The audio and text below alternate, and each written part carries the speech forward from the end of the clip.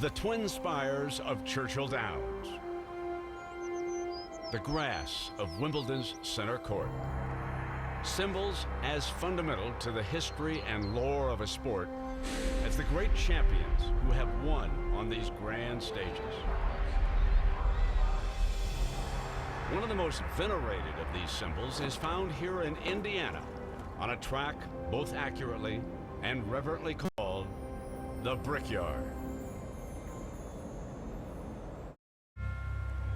You are looking live at Indianapolis Motor Speedway, approaching 100 years of age, but home to timeless auto racing. 250,000 fans on hand today for the All-State 400 at the Brickyard. 21-year-old Reed Sorensen on the pole, joined on the front row by Ganassi teammate Juan Pablo Montoya. In all, 43 drivers, hoping by the end of the day to kiss those famous bricks. Well, the Speedway opened in 1909, hosted its first Indianapolis 500 in 1911. The NASCAR cars have been coming here since the mid-90s. Let's go. And we welcome you back to the famed Indianapolis Motor Speedway. And the cars are rolling away, so it's time for us to take a look at the starting grid. It is an all-Chip Ganassi front row led by 21-year-old Reed Sorensen, who becomes the youngest pole sitter in the history of this Indianapolis Motor Speedway. Beside him, we're talking about his rookie teammate. Yeah, he's a NASCAR rookie, but he also won the Indy 500 back in 2000. That is Juan Pablo Montoya. The starters across the top of your screen, you can pick out where your favorite driver is starting. And while you watch that, one of my favorite parts of the pre-race coverage, when we get some final stories from our pit reporters down in the trenches. First, let's start with Mike Massaro. Well, thanks, Doc. You know, Matt Kenseth says anytime he comes to Indianapolis, he feels like he has a legitimate shot to win. Well, to get to victory lane, though, today he'll need a record-breaking performance. The furthest back any eventual Brickyard winner has started, 27th, but after struggling in practice and qualifying on Saturday, Matt Kenseth finds himself 31st rather, on the grid right now. But there is reason for optimism. He's driving a car specifically built for Indianapolis, a car he raced here a year ago and finished second with. Guys? Well, we're honored to have as our in-race reporter the driver of the Budweiser Chevrolet, who starts on the outside of row 204 spot. Let's visit with Dale Earnhardt Jr. Dale Jr., Rusty Wallace, ESPN, you got me? Yes, sir.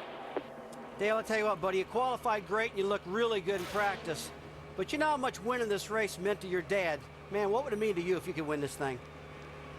Well, considering when you won a race, it seems like forever. It'd be awesome, especially at the Brickyard. The Brickyard's a big deal on the circuit. So I've been spending all week thinking about it, so I'm ready to get done.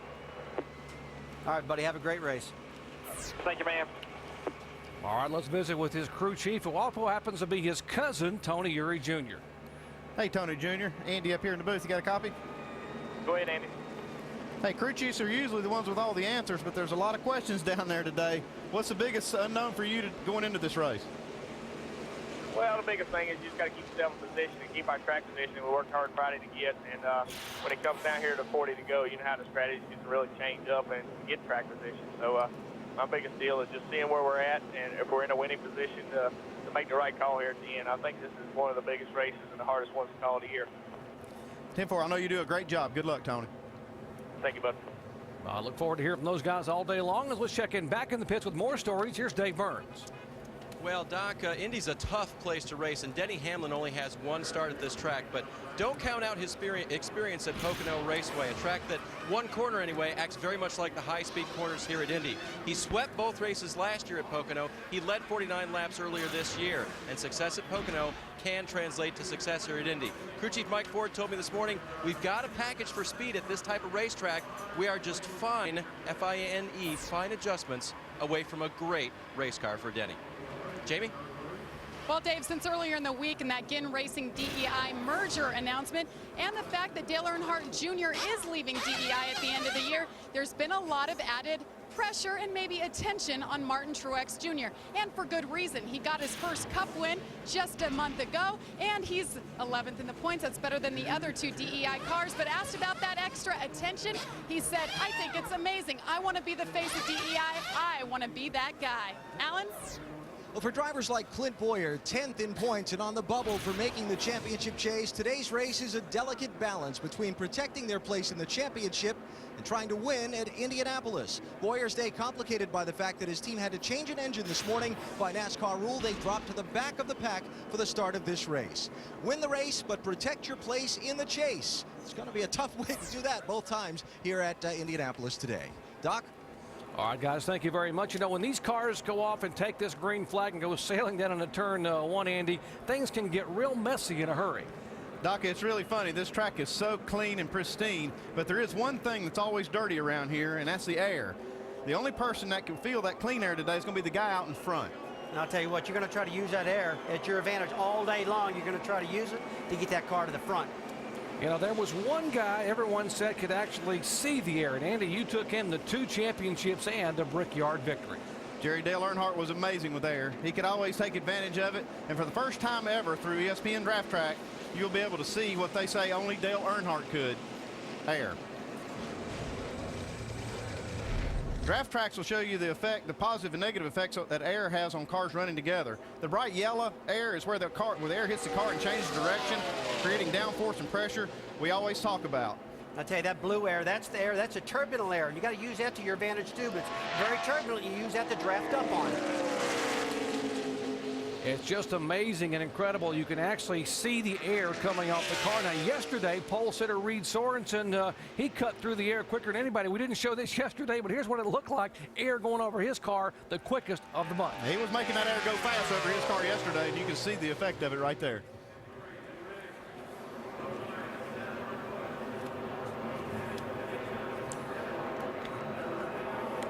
All right, guys, the cars now lining up on the racetrack behind the Chevrolet pace car. Andy, what should we watch for here today? Well, tire wear is going to be a big deal right here to start the race because the track is very green still, so these cars running real fast down these corners. These guys will be really worried about it early.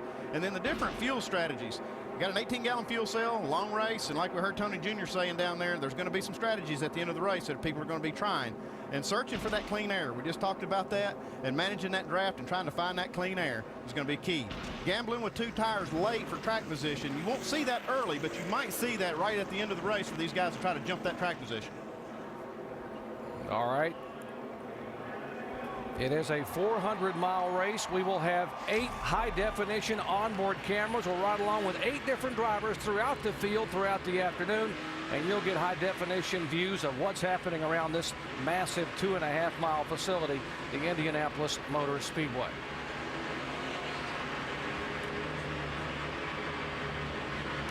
Well, decades ago, 3.2 million bricks laid the foundation for a race course where ordinary men could become legends by simply winning a single race in a single day. 9 drivers in this field know what it feels like to win here. The other 34 want to. 250,000 diehard stock car fans are on their feet.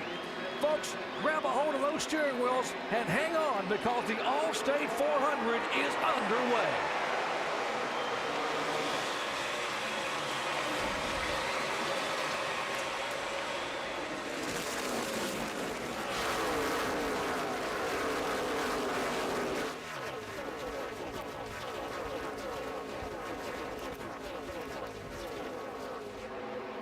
The pole sitter has led the whole first lap here in each and every All-State 400. Can Reed Sorensen hang on, but they're shifting to the inside down there. The 31 car, that's Jeff Burton making a pass. Guys, the main thing, they got off the start and clean. Reed Sorensen's got the lead with Montoya right behind him right now. And the aerodynamics is so important at this racetrack in getting the tire pressures up, guys. That's one big thing they got to do. But before they start maneuvering around and make some bad passes. Dale Earnhardt Jr. on the inside right now, Montoya. Montoya just about catches the wall. We see Dale Jr. pouncing early here. He's going to try to get that track position because it's so important to jump on these guys early so you can get it. If you get caught back there, you're going to be caught in that dirty air.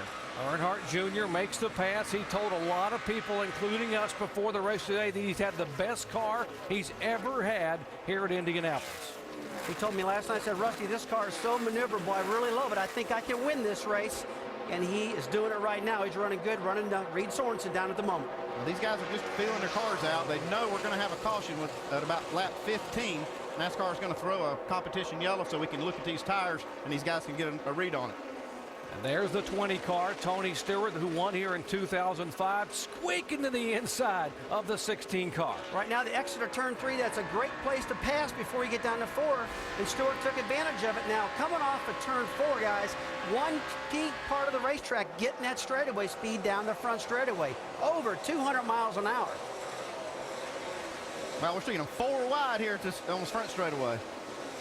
And that was the 29 car, Kevin Harvick, the veteran here, who won it in 2003, going all the way to the inside groove, almost against the pit wall to make that pass. Jerry, they might be 3 wide down the straightaway. They got to get single file before they get into 1 or turn 3. This racetrack is not double wide going at those corners. They can make these passes off the corner and into straightaways. Here comes Tony Stewart again, looking to the inside to make a pass. So much for patience early on. Oh, yeah, he's got no patience right now. He's got a good handling car, and he's using his advantage. He's really got a lot of straightaway speed also. Dave, you got more? Yeah, Rusty, talking to Greg Zipadelli, crew chief for Tony early this morning, he told me, you know what, I'm a big believer that if you build a car that's great aero-wise, responds to changes, and the driver likes, run it to death, run it everywhere.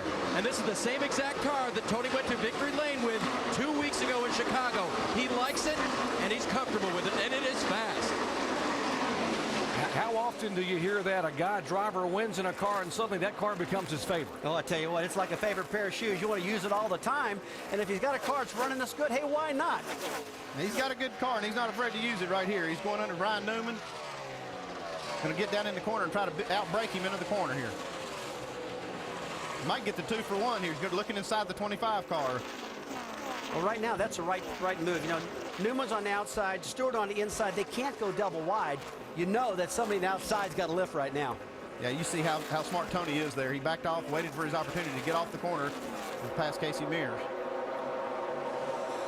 You see this group passing down. Now watch them spreading out in the top of the green. J.J. Yaley going all the way to the inside in a backup car. He lost his primary car in qualifying in practice. Well, Jerry, he wants to get to the inside right now as it makes a pass on the 19 car. He got to the inside right there. He's a little timid right now because he lost his main car. He's feeling himself back up in this race. Now right behind J.J. Yaley is the guy who won this race a year ago, the reigning Cup champion. There's the 48 car of Jimmy Johnson. He looks to be a little more patient early on than some of the other guys up front. When we talked to Jimmy before the race, he said, man, I hate practicing here. I hate qualifying here, but I love racing here. And that showed last year when he won this race. Alan, you got more?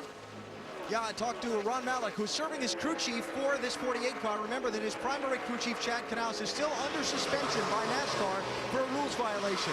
Ron basically agreed with what you just said about Jimmy, Rusty. He said Jimmy is a guy who really likes to chase people. You get him in the race, he's really good at getting behind someone, figuring out where his car is better than theirs, and how to make a pass. That's what Jimmy's doing right now. He dropped a couple of spots on the start, but he's picked those back up and is starting to move forward. It's such a rhythm racetrack, too. And Jimmy he gets in that rhythm in the race. You can see him now working on J.J. Yaley off the corner. He just gets that rhythm, and he works these guys and keeps working them. Yeah, this would be for 18th position. And Jimmy Johnson spent the entire practice session, or most of the practice, in fact, the entire practice session yesterday working on race setup. Didn't focus at all on qualifying.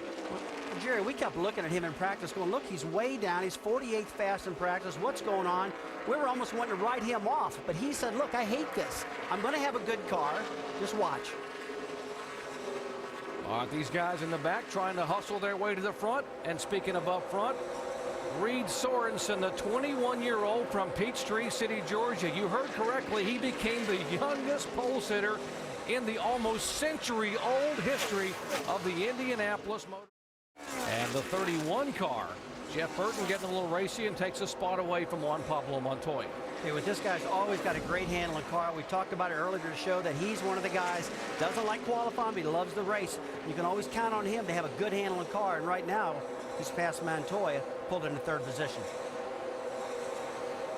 Another guy on the move right here is that 24 car. Just coming in your picture. He's been moving steadily up in the field now. He's up to the 9th spot now. He was in 11th the last lap. He made up 2 spots here in 1 lap. He's on the move.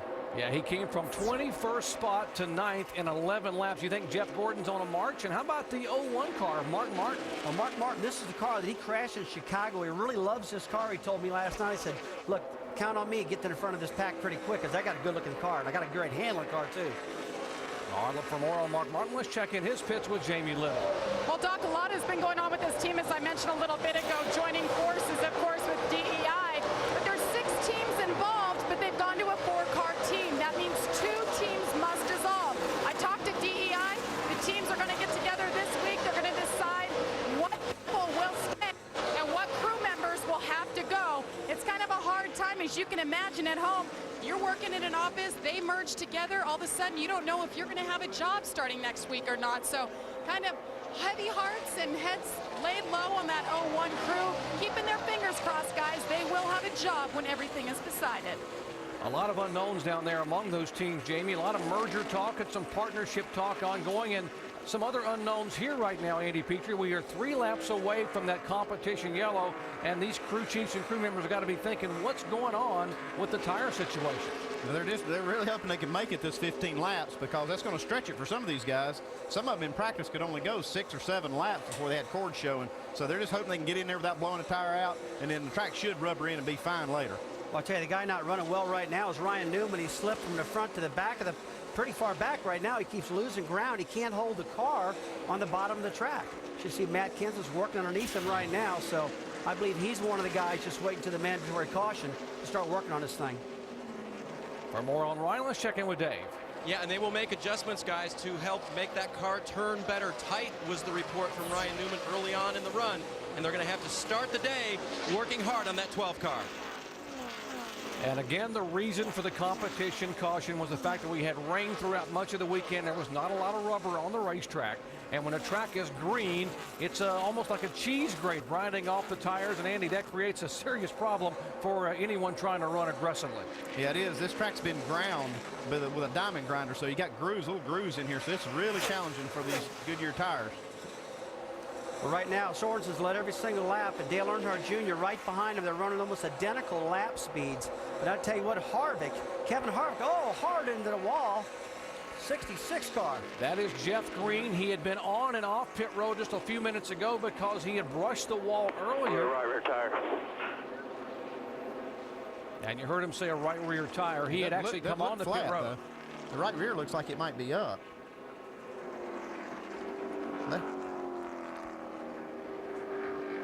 Yeah, it's contact with the wall. And he had actually come down pit road earlier, Andy, I guess, and they... Yeah, right now you take a look at it. The right rear tire is soft. See the right rear tire is flat on it right now. So he called it correctly. He got down in the corner, lost the right rear. But you got to believe that maybe a piece of metal cut the tire down, Andy, from brushing the wall. Yeah, that's the thing that happens when you make contact with that wall. A lot of times you'll get some metal hanging there that'll grab that tire and blow it out. Nothing you can do when that happens either. You can see he's just along for the ride right here. You know, his problem started earlier, hit pit road with brushing the wall. Got a penalty.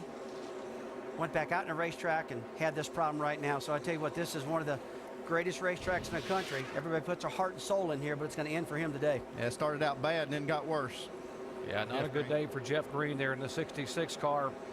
2 pit stops and pretty heavily damaged Chevy Monte Carlo. Well, they'll line up behind the pace car, and they were going to have a competition yellow at lap 15, but this one as a result of caution. And the teams are now being told that they may you put fuel in the car. Yeah, NASCAR just came on the radio and told these guys that this will be the caution, that the mandatory caution they were going to have, so they can put fuel in now. Ordinarily, they don't let people come in and take fuel until the mandatory caution, so no one can get an advantage. Well, that's the rule. The rule is when you have a competition yellow, they won't let anybody put fuel in the cars on the pit stop before that competition yellow comes out, just to make it even for everybody else. Well, this is going to be a full-blown pit stop. These guys know the way their car's handling it, and when you got a bad handling car, you don't want it to keep going like Ryan Newman does. So they're loving this pit stop right now. Look for some big changes, and I feel like the racetrack's starting to rubber up a little bit now, guys. Be better on tire wear. This next run, they ought to be able to stretch it, and by the next run, I think everything will be good on tire. All right, they're going to peel off, and they should all come at 55 miles an hour down what is a lengthy pit road. It's 5/8 of a mile long, one of the longest pit roads in all of NASCAR. As they come together, they head down toward Mike Massaro. His only complaint was that the car needs to turn better. The plan is for 4 tires to also go up on the track bar and make an air pressure adjustment as well. 4 tires and fuel for Jeff Burton. Looks like a clean pit stop. Allen. A little debate as to whether to take 4 or 2 tires to keep track position for Dale Earnhardt Jr.'s team. They're going to play it safe, take 4 tires on this stop, Dave. 21-year-old Reed Sorensen hits his marks perfectly. They will make a track bar adjustment. That's the wrench in the rear window. His car was very loose, wanted to spin out on him. That will change the chassis. They'll also make an air pressure adjustment to these 4 tires. Send him back out. He came in the leader. Will he win the race off pit road? It looks like no. Tony Stewart's going to go by, guys. Damn good job. That's the way to start the day off. And you heard it exactly. What a great way to start the day off for the Home Depot bunch. They gained 2 spots with great pit work, and you heard them talking about all those adjustments to Reed Sorensen's car, but it cost them a couple of spots. Well, I tell you what, Stewart's has still got a good car, though. Sorensen's running great right now, but Stewart, we talked about earlier, this car was marching to the front. He picked up a lot of spots, and the guys on pit road really helped. All right.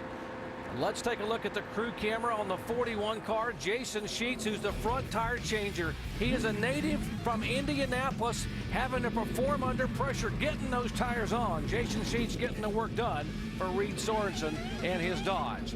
Under caution for the first time of day. Contact in the wall with the 66 car. Back in a moment. Place like this, you want to get out of that in the corners. Dave, you got more?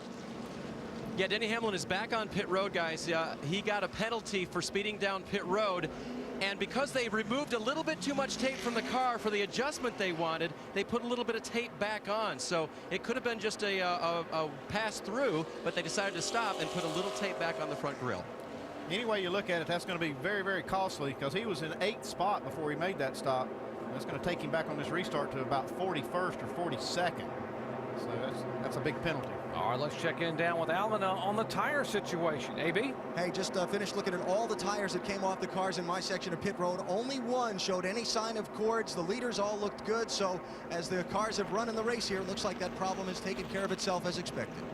Yeah, that's what's going to happen the more these guys run. With this sun on the track, it's going to take rubber really good, so these guys won't have to worry about this. If that first run didn't show many cords, I wouldn't be too worried about it from here on if I was a crew. A lot of the teams are real concerned about, they ran all day yesterday and they could not rubber up this racetrack, but we really think the temperature, how wet it was yesterday, that's what was causing the problem. But right now, it looks good. All right, one car that is looking really good right now is Tony Stewart. Great pit work, Greg Zipadelli and company. In this first pit stop of the day, gained him a couple position, puts him back out front for the first time today. As the pace car pulls away, we will listen in to the spotters and the drivers as we go full throttle.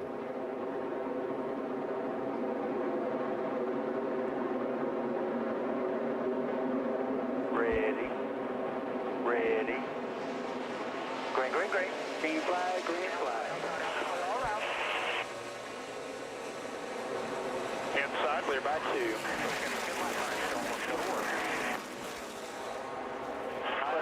Clear all around. Clear all around. Clear by 4 behind you, Jim.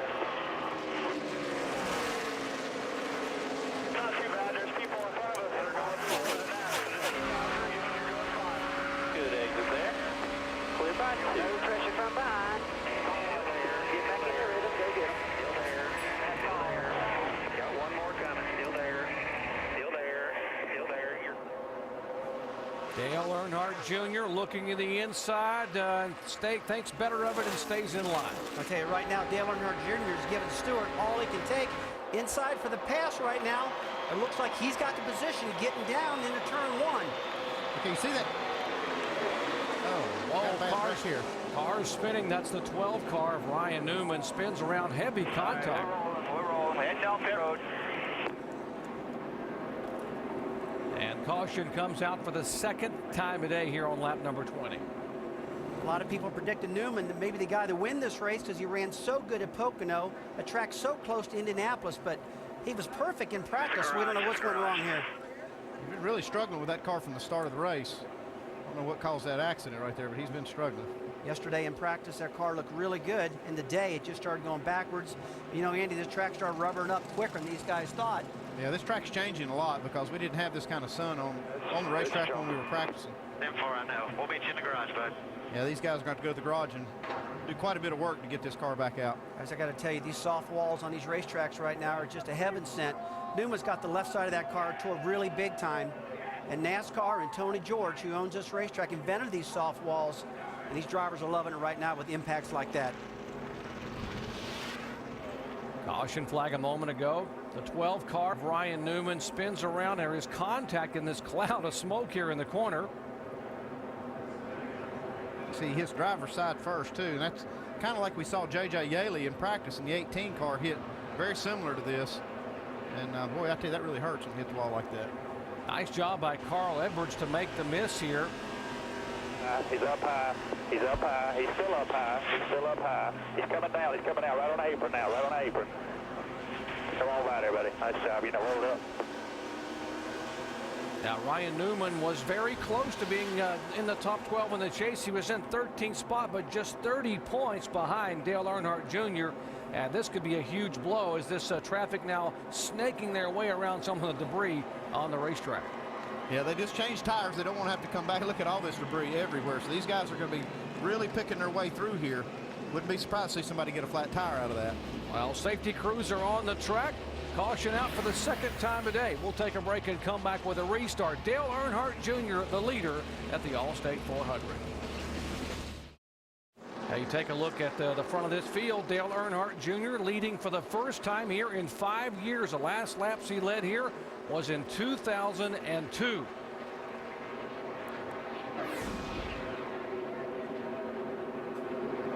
Lap 23, completing caution number 2.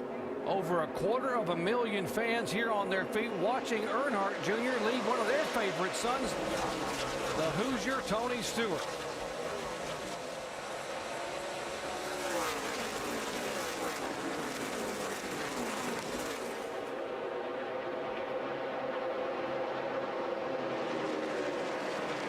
In that pit stop a moment ago, as you watch Earnhardt and Stewart flash by, the third place car of Reed Sorensen, who led the first 16 laps. They made a lot of adjustments on that car on that stop.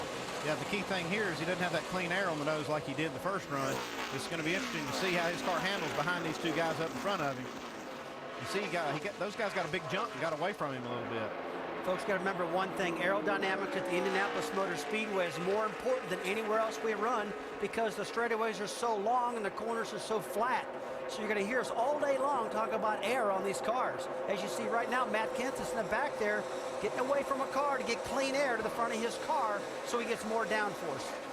Getting a little bit of drafting help from the one car, Martin Truex Jr. right behind him. Now Martin Truex making the pass on Matt Kenseth. Truex in the one car on the inside of the 17, trying to bring Strimmy in the 40 car. That's the other Chip Ganassi car.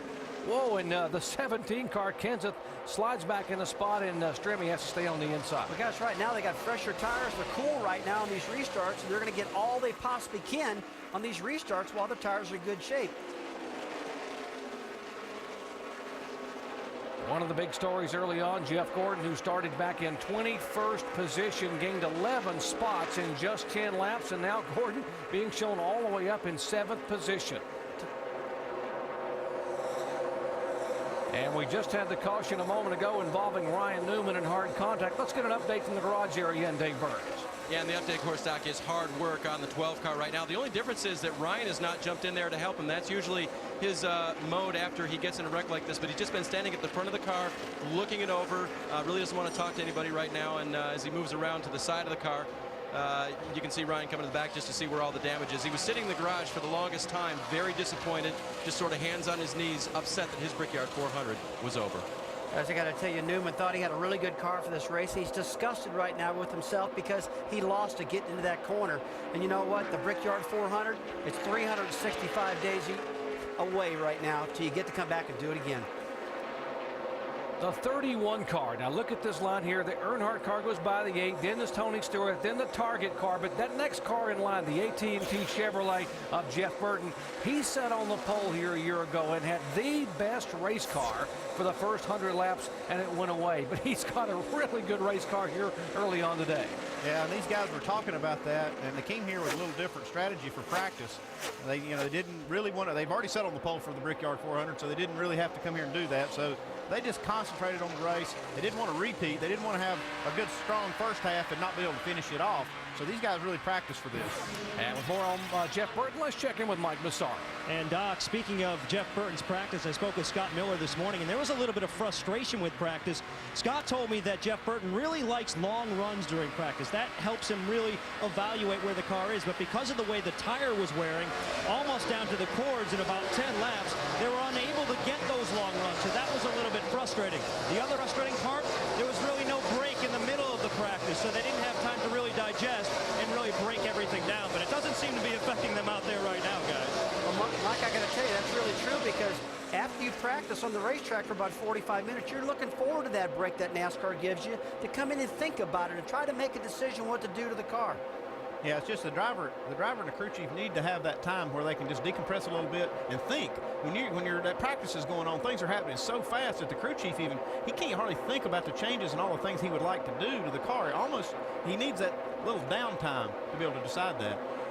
Speaking of downtime, there are 2 long 5/8 of a mile straightaways here at Indianapolis, and Rusty, in the car, can you breathe during? I mean, it seems like it takes forever to get out of turn 4 right there and get all the way down to turn 1. But Jerry, it feels like you can breathe in the front straightaway a little bit, but it seems like you're more relaxed in the back straightaways. You see Jimmy Johnson now making the pass on Kurt Busch perfectly, getting into turn 1. I tell you what, this 48 car, it's got a good car right now. It's starting to wake up. But after practice yesterday, you know, he didn't know what to think, because he really didn't like his car.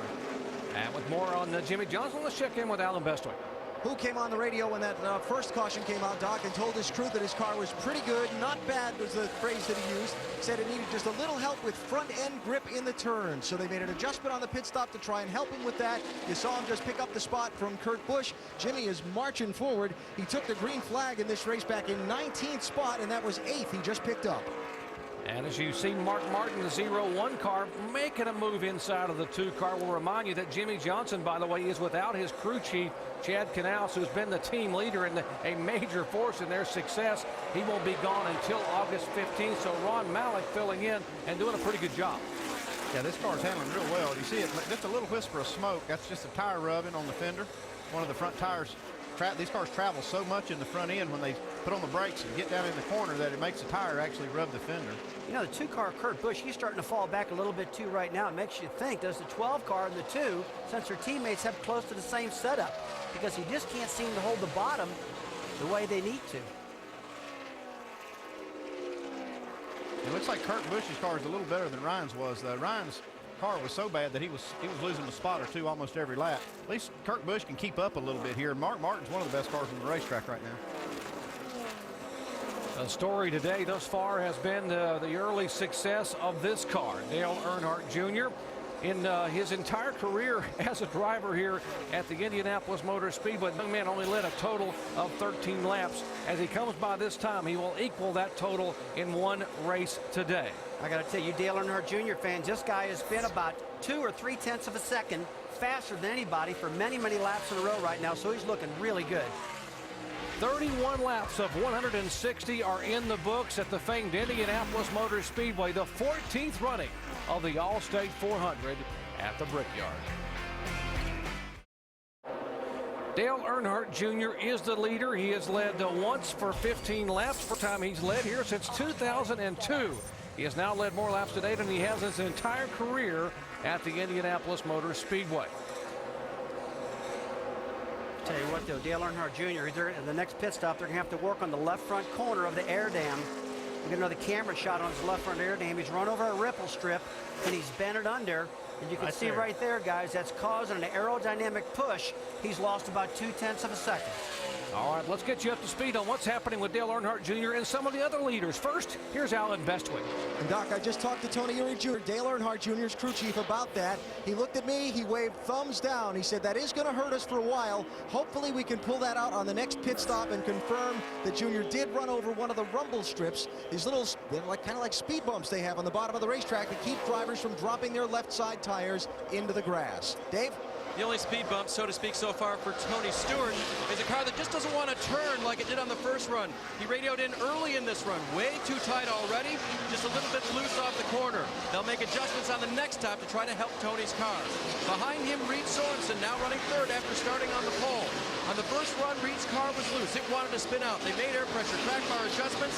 He says now, going into just one corner, turn 4 that is, just a little bit tight. So working the adjustments also on your pole sitter. Mike?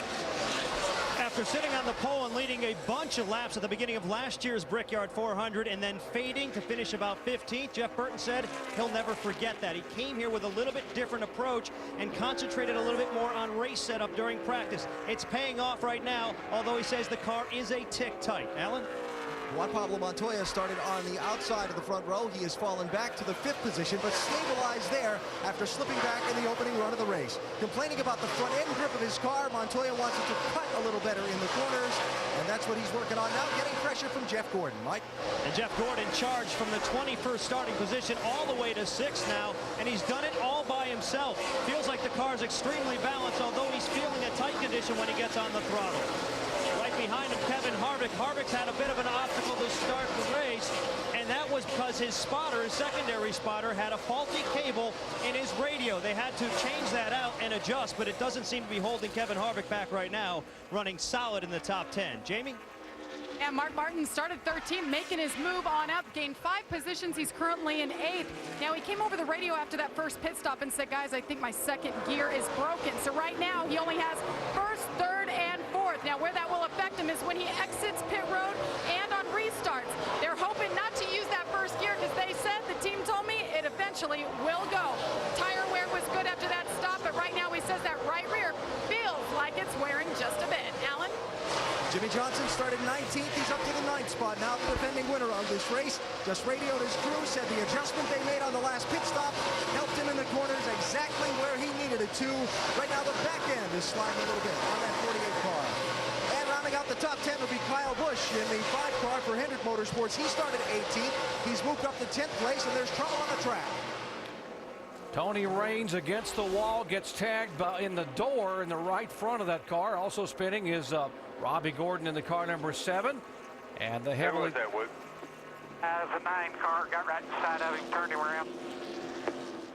And this is Casey King's Dodge, who got a side-on impact with directly the nose of the car. It looks like the 96 car lost it, and they said the 9 car got into side of the 9 car. Casey Kane got into side of him after he was sideways in the middle of the racetrack. So they killed both cars here. Big damage on them. Now here's what happened up in the turn a moment ago. The 96 car. Now watch Casey Kane and the 96 side by side. Yeah, just 2 guys, just not quite enough room between them. Yeah. Don't really know who to put the blame on, but boy, this is bad for Casey Kane.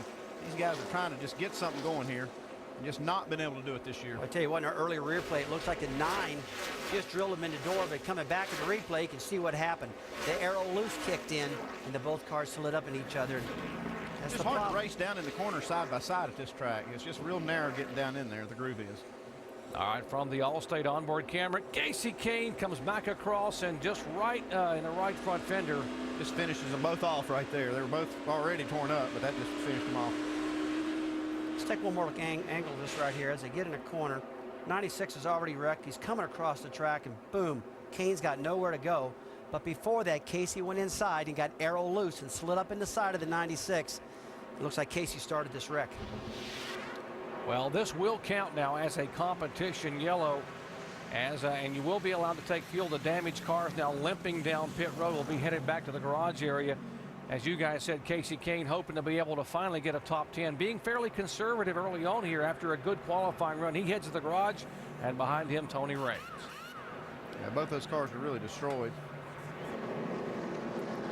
They line up behind the pace car. You heard the guys on pit road a moment ago in our sprint up to speed talking about guys who needed changes. Tony Stewart said it was too tight, would not turn. Others wanted changes. They're headed to you, Mike Massaro. And Doc, just before this pit stop, Jeff Burton came over the radio saying that he's trying to point the nose of the car in the right direction, but the car just won't turn. He's looking for some grip. They're going to make an air pressure adjustment and a 4-tire change on Jeff Burton. The team on the wall, and they leap into action as they work on the right side of the 31 car and go to work there.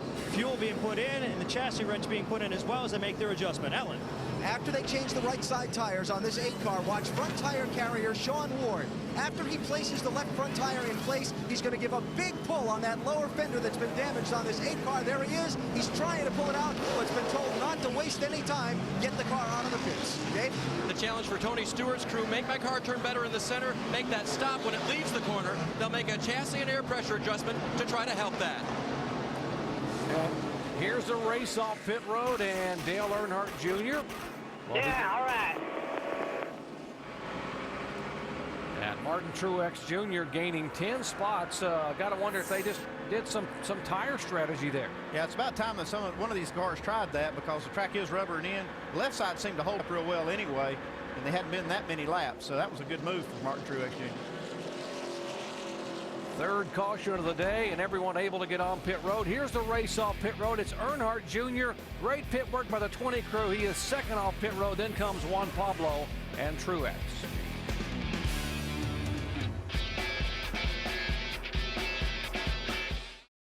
All right, green flag waves again as Dale Earnhardt Jr. leads Tony Stewart, Juan Pablo Montoya, and Jeff Gordon down to turn 1.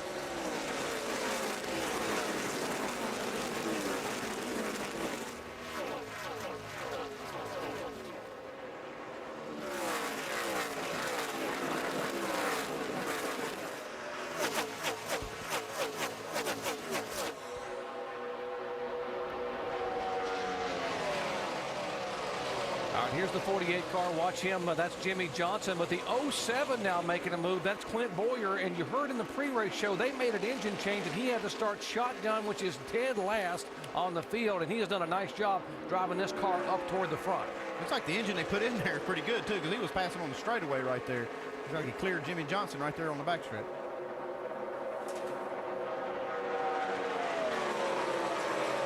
Right now, it doesn't look like Dale Jr. is having any problem whatsoever. I'm watching the lap times. He just ran almost 0.2 of a second faster than Tony Stewart right now. So it's really not worth messing with that air dam if it's going to cost you time in the pits. I think where it'll really show up is if he happens to get back in traffic. I think it'll hurt him more than it is out front. He's got the advantage of that clean air pushing down on that nose right now, so it may not be hurting quite as much as that clean air is helping him.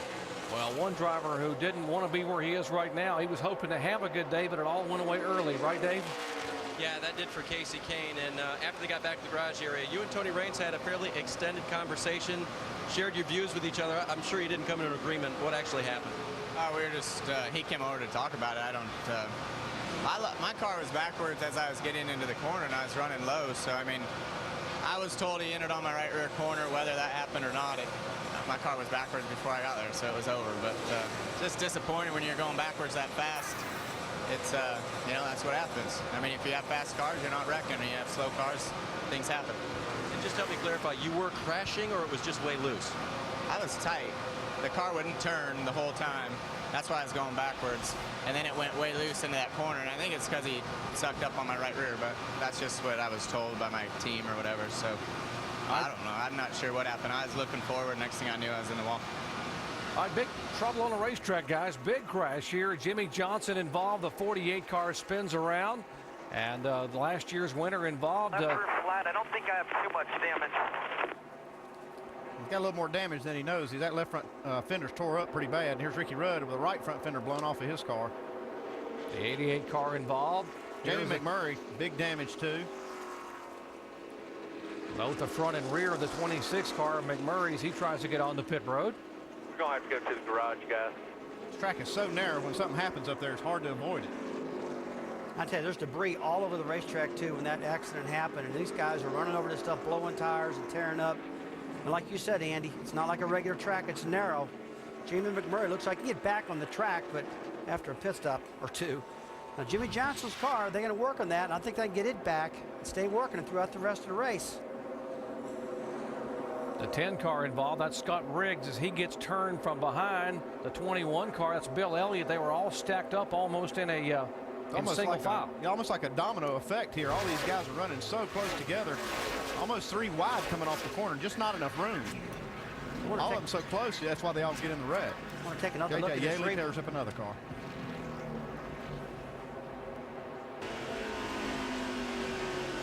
Trying to back it way down middle of 1 and 2. Big wreck. Big wreck. Back it down, wave them off. They're still checked up around here. Speak your way through there. Take your time. Pick your way through there. A lot of debris. Clear high right there. Clear high all the way to the racetrack. Come on through there. Boy, Elliott Sadler's spotter being able to weave him and talk him through all that debris on the racetrack. We're going to take one more look at this replay here shortly, getting into turn 3, and we'll see what happens to this again. See the 48 car trying to make it to pit road right now. Got the left front. He's trying not to tear the fender off, Andy. A chain reaction crash involving 5 cars. We'll update who the cars are, how much damage, and what happened to last year's winner here as he tries to make it on the pit road. Back in a moment. There were 8 cars involved in this 4th caution flag of the day. You see Jamie McMurray's car. Work ongoing out on pit road. The list: Robbie Gordon, Scott Riggs, J.J. Yaley, Bill Elliott. You mentioned McMurray, Jimmy Johnson, pretty heavy damage. Ricky Rudd, Carl Edwards almost got through it at the back of that pack. Remember, Edwards is driving with an injured thumb from last weekend in a short track incident. Last year's winner, by the way, Jimmy Johnson, has been repaired. It's been on and off and on and off, and now back on pit road. These guys have done a great job fixing this fender. They had some pretty good damage here. They came in here and worked on it. Jimmy was smart enough to get it in the pits and not tear it, blow the tire out and tear up the fender even worse. So that's pretty impressive how good these guys have done here. As you watch the repairs, let's check in his pits with Alan. And Doc, this is the 4th pit stop under this caution flag. Right after he finished spinning and Jimmy grabbed a gear and got it pointed in the right direction, he came on the radio, said, "I don't think we've been damaged too badly." They've spent a lot of time working on that left front fender. So critical to keep that car glued to the racetrack in the corners. They're putting these patches on to try and cover the holes that have been poked in that fender after restoring the shape as best they could to it. He leaves pit road carefully at 55 miles an hour. He is being shown now 1 lap down in 35th position. But remember, we do have the lucky dog, so he could get that lap back. One thing I see here is they've got that left front fender shape really, really good. I think that's even going to be better than it was when he started the race. This could even be an advantage for him right now, even though he is a lap down. They are holding the 1 car. That is Martin Truex Jr., a single lap, Rusty, for, quote, running the paddle. Well, you get right down to end of pit road, you're going for it. You're almost getting ready to get passed by the lap car, so if you go for it, and he just didn't make it that time. So now he's going to have to go for the lucky dog to get back in the ball game here. The paddle is the stop sign the official holds at the end of pit road, saying stop, stop, stop, and he didn't stop, so they held him until the pace car and the leaders came by. For you Jimmy Johnson fans, a year ago Johnson was back as far as 40th early in this race, and he went on to win it. So Jimmy, who is awfully good here, and Andy, you mentioned that fender isn't going to hurt him at all. If anything, it may help him. Yeah, he's not out of it by any means, but he's going to have a race on his hands. He's got Martin Truex Jr. that's a lap down, Ricky Rudd. All these guys are going to be fighting for this lucky dog. Green flag waves once again. Earnhardt Jr. takes them down into turn 1. Tony Stewart, Jeff Gordon, and Juan Pablo Montoya.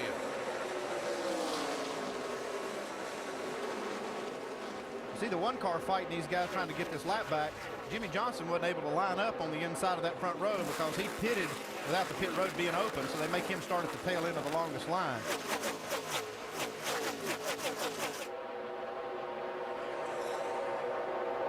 Look up in the middle of that straightaway, the 22 car, the Caterpillar car. That is a Toyota Camry. And Toyota got its very first win in NASCAR Busch Series competition last night at a Raleigh Raceway Park. Jason Leffler, first win for Toyota in the 22nd race they were in. Could Toyota be a factor today, guys? Well, it definitely could. Toyota's got a strong engine package, and Bill Davis Racing with that 22 car, they're really starting to get their act together, and it looks real good. And the only problem is they don't have many numbers of cars in the race, so their chances are not as good as they would be if they had about 3 or 4 more of those cars in the race. Here's Jeff Gordon making a pass on Martin Truex, the lap car. Take a look at Tony Stewart right underneath Dale Jr. right now. Got him loose. Jr.'s up the racetrack, and Stewart's underneath. And he should have the track position getting down into turn 3, and he does. Now, you said he got him loose. There was no contact. Was this all aero loose we're talking about? Sure, it was all aero loose. You saw Tony Stewart get up behind the 8 car of Dale Earnhardt Jr. He wiggled a little bit. He went up the racetrack. Dale did. He shot underneath him. That's a classic case of aero loose, and you can manage that. Crash. Another crash on the racetrack. 4 cars involved. Scott Riggs tries to avoid it. 25 of Casey Mears involved. The National Guard Chevrolet, another one of the Rick Hendry cars. Another one of Ray Evernham's cars involved here too. This is just a real disappointing for him. I know the 19 Elliott Sadler is involved in this. So caution flies on lap 54. Here is Johnny Sauter in the 70. Have a junkyard down there, huh? Tell you what, they've took out a lot of cars right now. And talking about Evernham a little bit, his 2 cars brought back last year's nose selection to try to get these teams back on track. And it appeared like it was working a little bit, but right now, they're really not going to know because they don't have anything to bring back home. You're looking at last year's Charger nose in that 19 car. Let's take a look at this replay. Looks almost the same as the last wreck we saw. These 2 cars just getting together. Just not enough room for these other guys.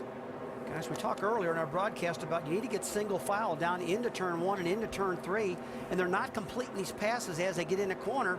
And you can see the 25 car of Casey Mears gets arrow loose and gets up into the side of Johnny Sauter. Just so hard to pass getting in the corner at this racetrack. You really have to start that pass off the corner and try to clear them on the straightaway. now from the onboard camera for Elliott Sadler, the Allstate onboard. Let's listen. Clear, clear, all clear about 2. Pick it up here. Come on the low side. Come on the low side.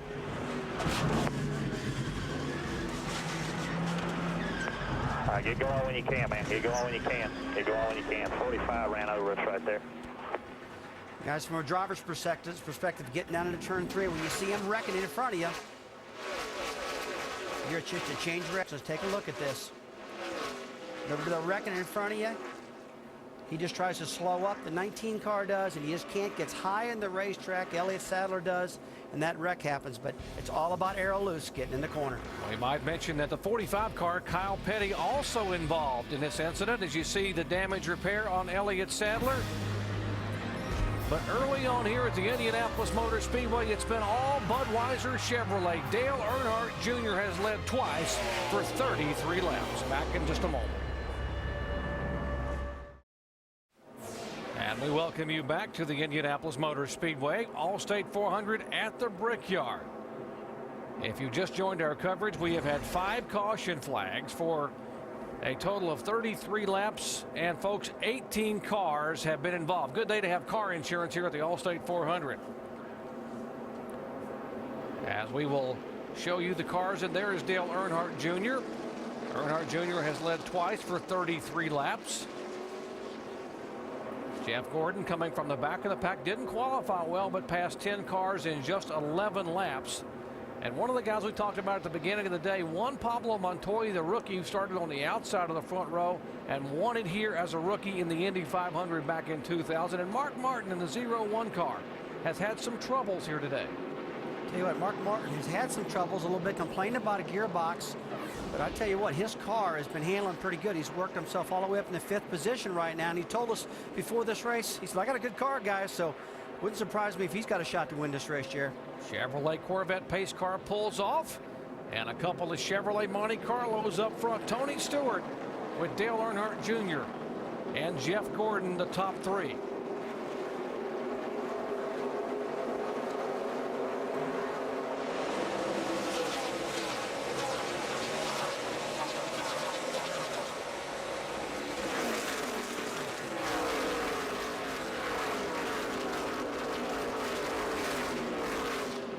What a great camera shot. Those cars flashed by at 180 miles an hour, just inches from the grass.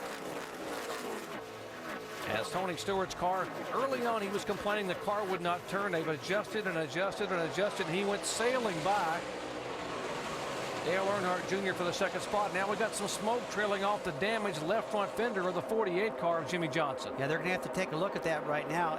There might be the air dam, and it's going to grind itself off, or it could be a left front tire rubbing the fender. And if that's the case, you're going to have to hit pit road again.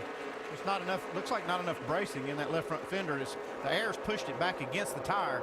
We can see it looked pretty good when he was in the pits, and so all that stuff, that bare bond they put on, is blown off, and they don't have enough support. That thing's blowing in against the tire. They're going to have to work on it some more. Well, Andy, as we're saying, it looks like the smoke is starting to stop now in the 48 car. It might have rubbed itself enough clearance, but he's got the bottom of the left front air dam kicked out pretty good, which gives you a lot of downforce. but a little farther up, it's in, which loses downforce. So it might balance itself out. As long as it doesn't blow this tire out, it'll be okay until they can get in there and work on it a little bit more. We don't see any smoke right now. It's the way we do it now. And now we see some smoke, so he may have to get this looked at. Side by side, and we see some parts and pieces coming off there, and obviously... we just cut a tire and hit the wall pretty hard.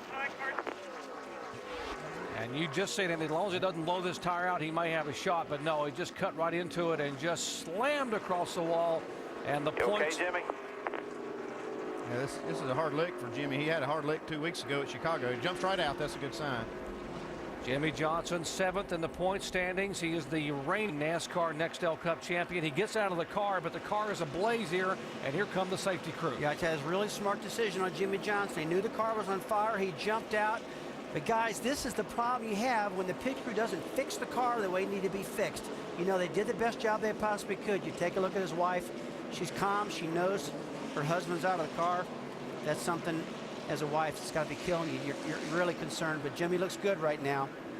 He's took a big hit in the points, but I'm sure he's still going to be in the top 12, even though he's had this wreck. And he's okay. I'm not sure that his wife Chandra is okay, because she has to sit and watch this and hear the reports on the radio when they ask him, are you okay, are you okay? What they didn't realize was he was already out of the car and couldn't respond to them on the radio. Now watch the middle of the screen coming down the back straightaway, the 48 of Jimmy Johnson. Yeah, we didn't see any smoke till we got to the end of the straightaway. And it just instantly cuts this tire. You see it blow out and all the pieces of rubber start flying everywhere.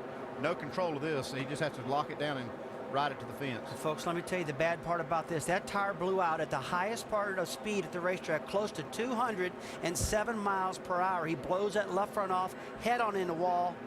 And it's just winning that down while he was still wrecking right there. It's up against the wall. Oh, that's a hard hit. Again, thank gosh for the soft wall, Jerry. We've had 3 bad wrecks. Ryan Newman, J.J. Yelly in practice, and now Jimmy Johnson this hard. And he said, you saw the window net come down. Good indication he's okay. And this is what happened to the reigning NASCAR Nextel Cup champion. Jimmy Johnson scurrying out. He's okay, but the car is not so good.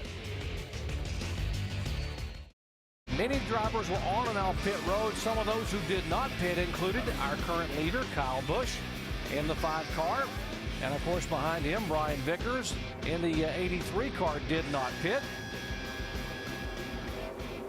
There's Matt Kenseth in the 17 car, the same car he finished second with here a year ago. Martin Truex, who had that penalty earlier, had to go to the back of the pack and is now driven all the way up toward the front 5.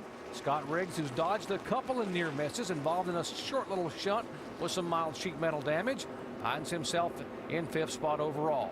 There's Juan Pablo Montoya back in 6th.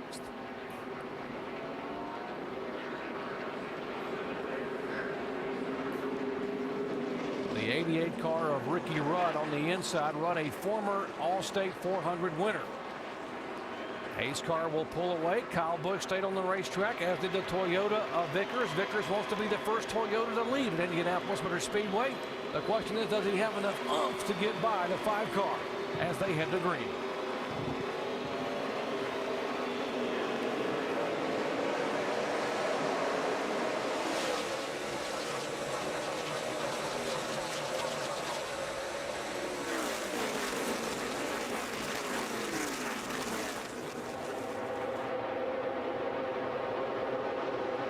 Kyle Busch pulls away. There's the 17 car trying to make a move. Okay, the 17 car, he made a good pass on the inside. That's the way you got to do it to keep him getting aero loose. He gets in front of Brian Vickers and starts to stretch it out now. 3 wide going down the back straightaway to 31 of Jeff Burton on the inside. Burton makes it work, slides up, well, almost slides up in front of Dale Earnhardt Jr., but he's now on the inside of the 20 car. Tell you what, guys, that was 3 veterans going into turn 3, and that's the reason that worked. Those guys are smart. They understood how the air works, and they played it to their advantage.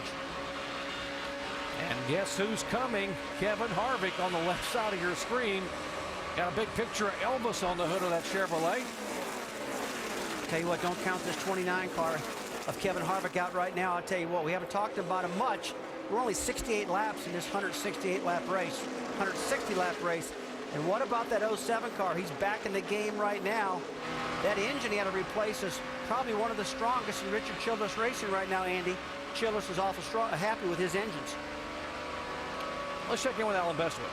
Actually, this is a nice recovery for Clint Boyer, because back on the caution at lap 51, NASCAR made him pit to fix a piece of metal that had come loose on the car that another competitor was complaining about. They had not planned on pitting that caution. Well, then when everybody else pitted, they decided to take advantage with a little strategy, try and get some of their track position back. Oh, and he's been able to miss all the wrecks, too. Boy, Jeff Gordon, a near miss there a moment ago, just trying to get to the inside. Almost had some sheet metal contacts with Denny Hamlin, as is Carl Edwards, who was involved in an incident early on and got just a little bit of damage on the front of the car. Jerry, that 99 car's got a little bit of damage in a right front headlight door. That's about it. And I don't believe that's going to cause much problem, but, you know, we can't count him out either, even though he was in that wreck. A moment ago, Jeff Gordon, the four-time winner here, a close call with Denny Hamlin.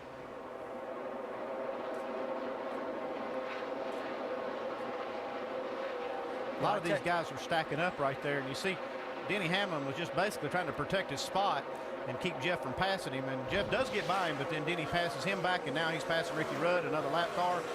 And that 11 car has had a strong horse really from the start of the race, but he got that penalty early and had to make up a lot of ground. Now with more on Denny Hamlin, let's check in with Dave. Yep, He's trying to work his way back up through the field, and he's been working well, even though this is only his second year here all weekend long. He's been improving. Mike Ford said last year, from the test on through the race, we improved a little bit each time Denny got on the track. He said same trend this weekend. That's what Denny's been doing, and so our mode has been, don't panic. Denny will get there, and we'll get the car there to match him, as now he goes by Earnhardt Jr. Well, Hamlin, we know he's getting better, thanks, Dave, but what about the 8 car, Earnhardt Jr.? He's definitely fading right here, and I think they may be kind of reconsidering this left side tire change, because it may have upset their handling just a little bit, something they probably didn't expect, but he's definitely going the wrong way. Well, Andy, I tell you what, I really firmly believe that the left front fender is causing some type of problem with this car. They probably need to really address this. You can't afford to give up any downforce on the front end here at Indianapolis, and that's given some time up. They got to get this fixed. And one thing I heard them talking about, they said they got too loose. And this track's going to be tightening up the whole way here, and maybe they made that adjustment to tighten the car back up right as the track could have been tightening up, and so it could have been the wrong adjustment at the wrong time. That's right. There's two ways to look at this. If they have the left front corner of their car coming up, that can pull the wedge out of the car and make it loose also. Two problems can happen. He can lose the front and make it loose. Not just one thing happens, folks. Two things can happen here. Earnhart Jr. takes the 11th spot away. As we move back up toward the front, Matt Kenseth in the 17, Juan Pablo Montoya in the 42. You got to take a look at Juan Montoya, guys. This guy has been strong. His Felix about Chip Ganassi car has been strong from the start of this race. And here's a guy that qualified well, but I really didn't expect to race real well because he's never run a stock car here before. I talked to him last night in the motor coach lot, and just the look in his eye is telling me how much he wants to win this race. He's not real loud about it. He's real quiet about it, but he really wants to win this race. 72 of 160 laps. We are just 8 laps away from the halfway point. You back to the Allstate 400 at the Brickyard here in Speedway, Indiana, the historic Indianapolis Motor Speedway. Here's a look at our lap leaders after 88 of 160 laps, presented by Ford.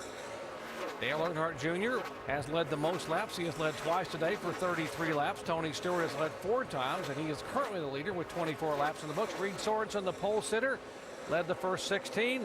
And we have yet another yellow flag here for debris on the racetrack. This would be the 8th yellow of the day. They're saying the cautions for debris in the front straightaway.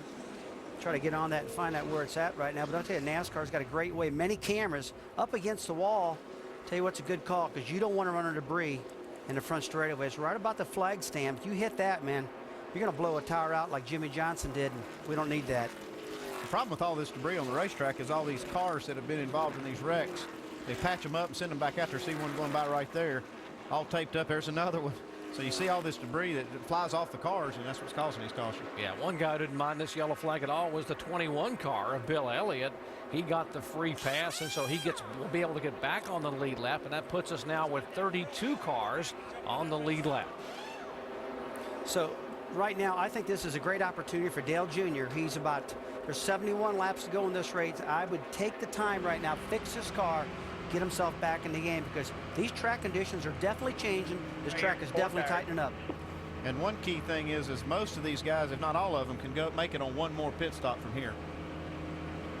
The average pit window 34 to 35 laps, so one more stop from here.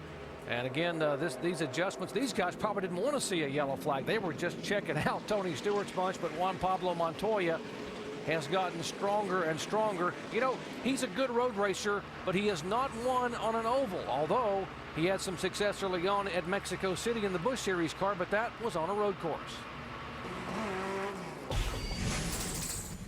Oh, it's big, you know. We got this one out of the way now, and, you know, the next one we need to win in an oval. I want to win in an oval. You know, that's where we need to be good.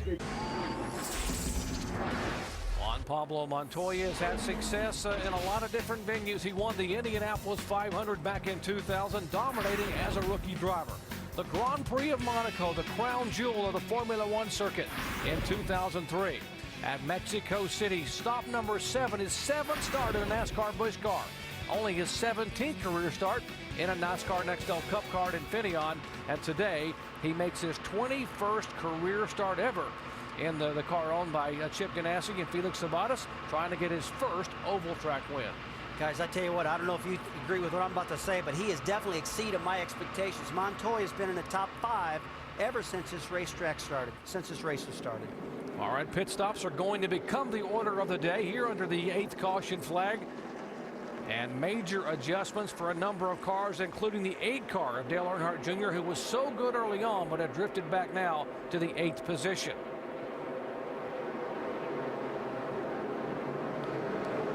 They're headed down to you, Jamie Little.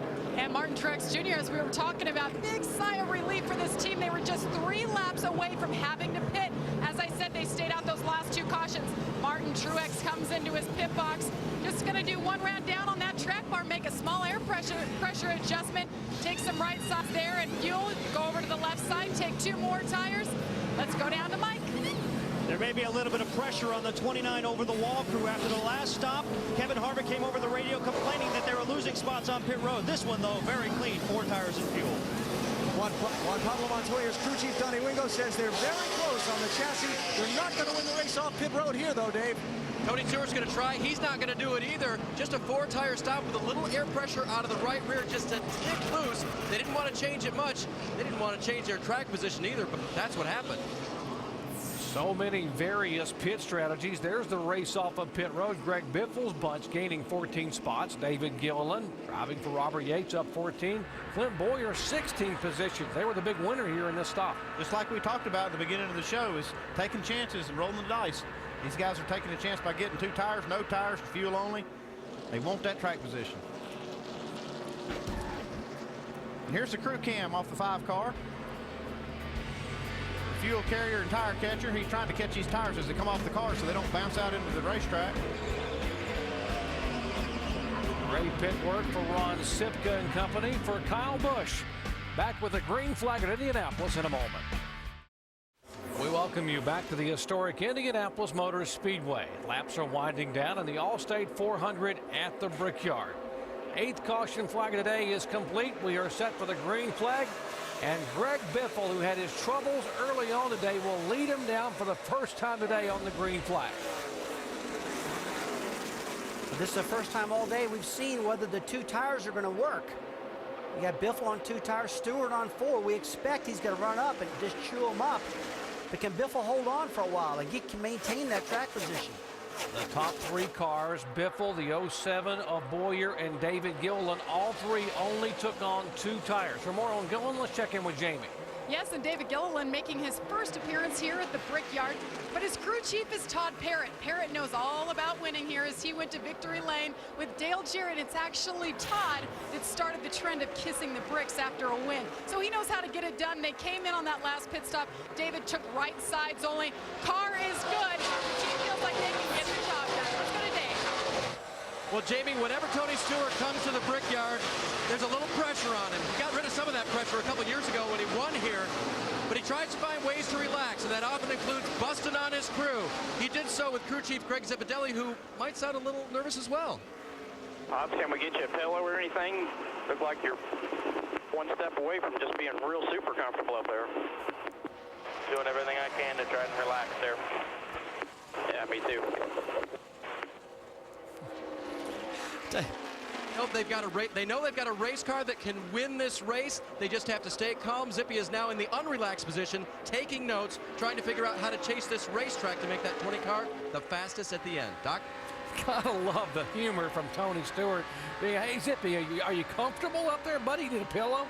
Zippy's just trying to act calm. He's not calm. He's just trying to put on that face. Inside, he's going, oh, man, what am I going to do next? We got another pit stop coming up. He's got all these things going through his head, and so he's just trying to put on a good face. You know what that tells me, though? When you hear Stewart being that relaxed and that humorous here with 61 laps to go, that tells me he knows he has got one good hot rod. But I'll tell you one thing Zippy's doing right now. He's taking a look at Greg Biffle on those two right side tires to see if it's going to work for him late in the race. He's got a little bit of a skirt flapping here.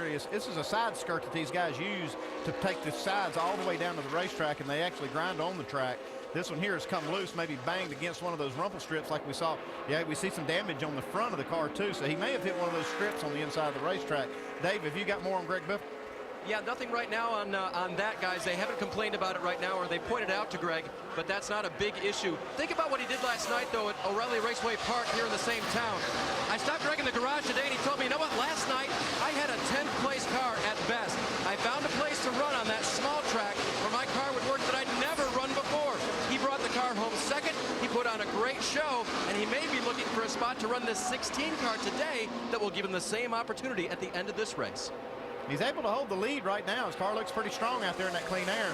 Just kind of a little bit worried about that flapping piece of aluminum on the side. I'll tell you what, right now, guys, Biffle just ran a 51.64 on speed compared to Tony Stewart's 51.78, so he's about a tenth of a half faster than Tony. That's how big this clean air is. NASCAR, we're hearing right now, in the next pit stop is going to make Greg Biffle fix that air dam. Next, they're not going to let that thing flop around any longer. They're going to give them to the next stop. All right, for exactly how and what they'll have to do, let's check in down in our ESPN Ditch Tech Center with our crew chief, Tim Brewer.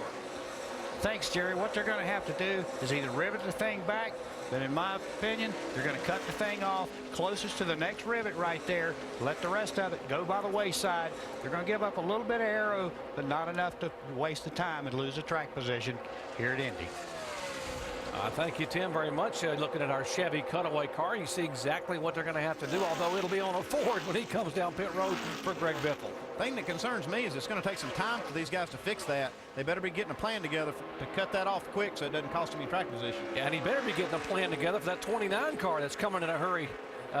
The 29 of Kevin Harvick has not led today. Started in the middle of the pack, kept coming to the front, is on the march now, has narrowed that lead to about 4 car lengths. Well, just then the last time by, Kevin Harvick had the fastest car in the field at that time. And Biffle is back and forth. It's proven to me right now pretty good on the two tires. When you see him loose off of turn 4, Andy. Greg Biffle drives the car harder than anybody I've ever seen. We can see him up on the steering wheel here, trying to hold the lead. Kevin Harvick's going to take it away from him right here, and we got Tony Stewart back there stalking these two. There's the man, Richard Childress, owns the Kevin Harvick car, owns the 31 car of Jeff Burton, the 07 of Boyer. Mike? You know, Doc, I had an interesting conversation with Kevin Harvick's crew chief, Todd Barrier, this morning, talking a little bit about the coil bind setup. He said that back in 2002, they were one of the first teams to start experimenting with that kind of setup. They brought it here in 2003, and he credits that for winning the Brickyard their first time. He said this year they still feel like they're on top of the game when it comes to coil bind, and he said that this weekend Kevin has felt like his car is as good as it was back in 2003 when he went to victory lane. His car does look good. The only problem is Tony Stewart's looks just a little bit better. Well, guys, right now, the 16 car, Greg Biffle's really falling back right now on those two right side tires. Harvick and Stewart have basically checked out. So right now is how long can Biffle maintain on the two tires for track position? And that's what the key thing is right now. But right now, it doesn't look like it's working for him. Harvick, who won at Daytona, is now our leader here at Indianapolis. He stands only 8th in the chase points, but he has earned over $5 million because of that strike at Daytona. Only 2 drivers have put together wins at Daytona and here in the Brickyard in the same year. Dale Jarrett, one of them who has joined us in the broadcast team, the other one a year ago, Jimmy Johnson. And right now, Doc, it is some duel for the lead with Tony Stewart right on his bumper.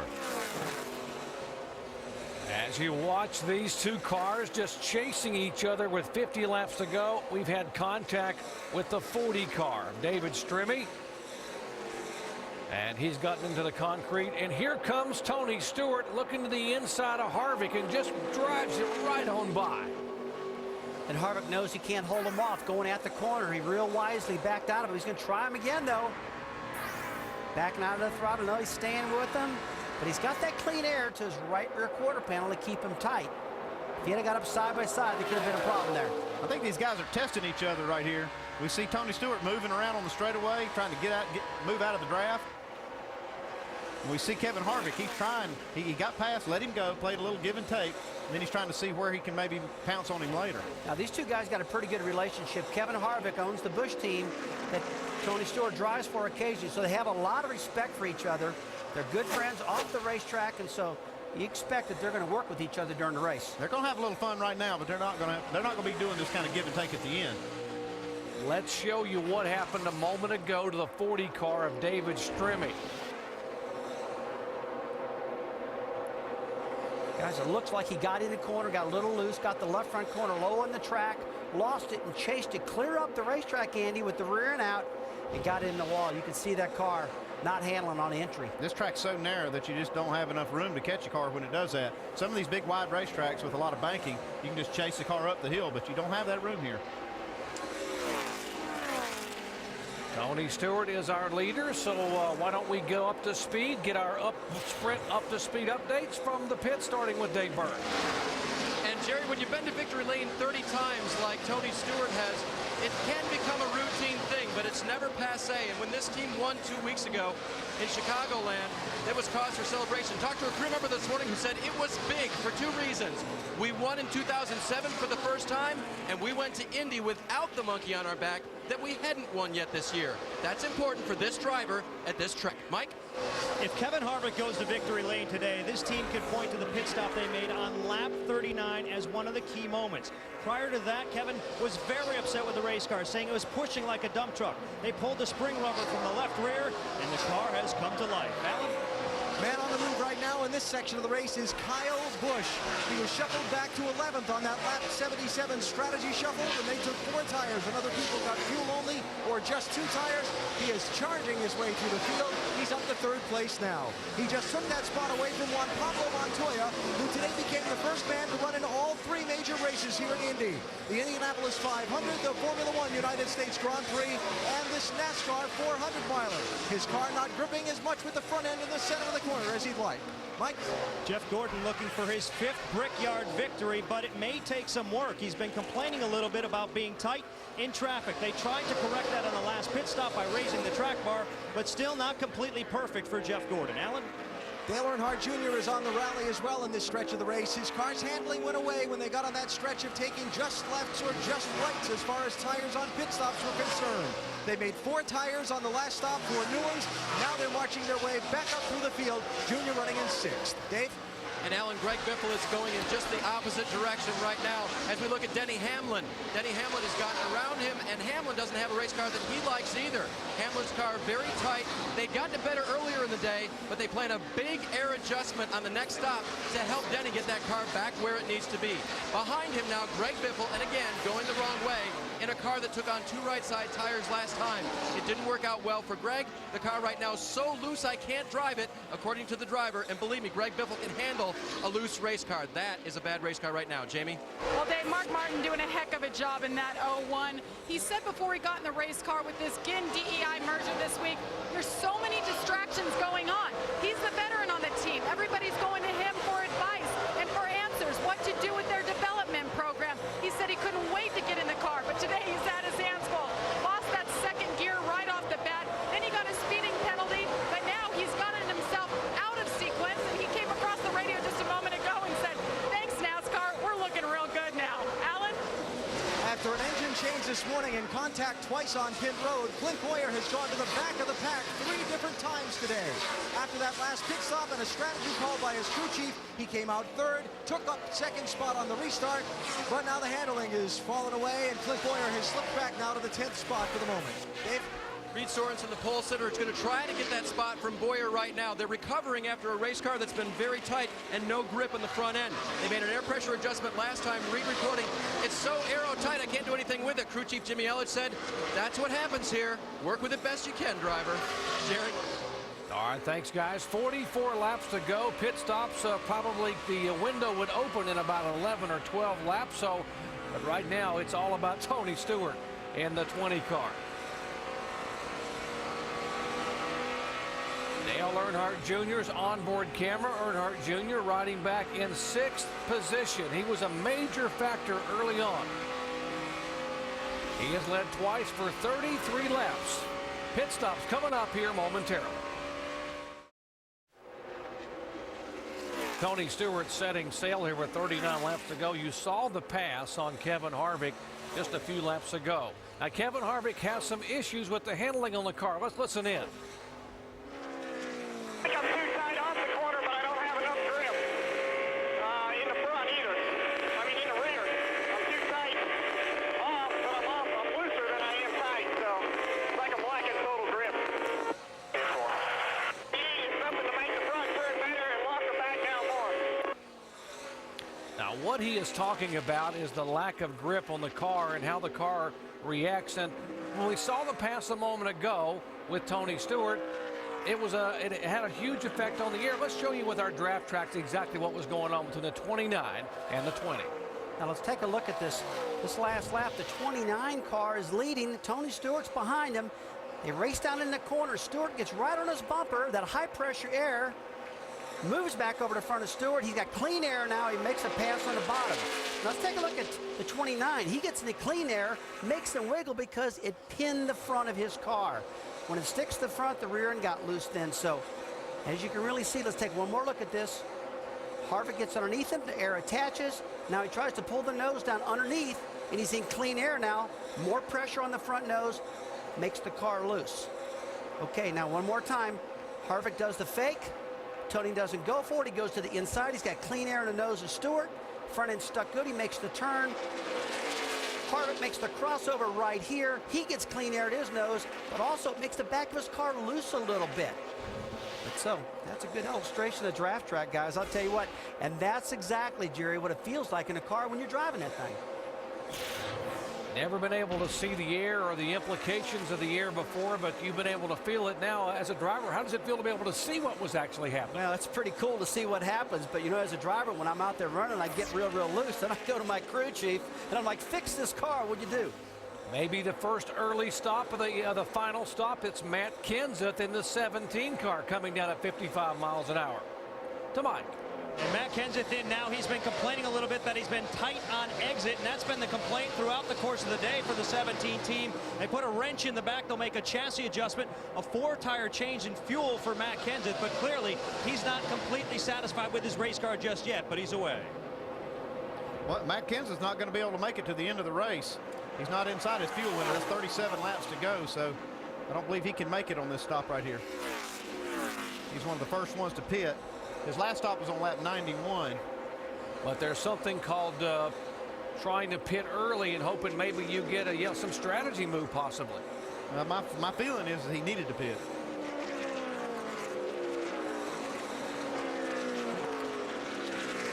Juan Pablo Montoya in the 42 car being shown in 4th position. Here comes the 16 car Biffle. Remember, they got to repair that valence or that skirt on the left side. Let's go down to Dave Burns. As he makes a long trip down pit road now, Greg Biffle will get 4 tires this time. Remember, only a 2-tire change last time.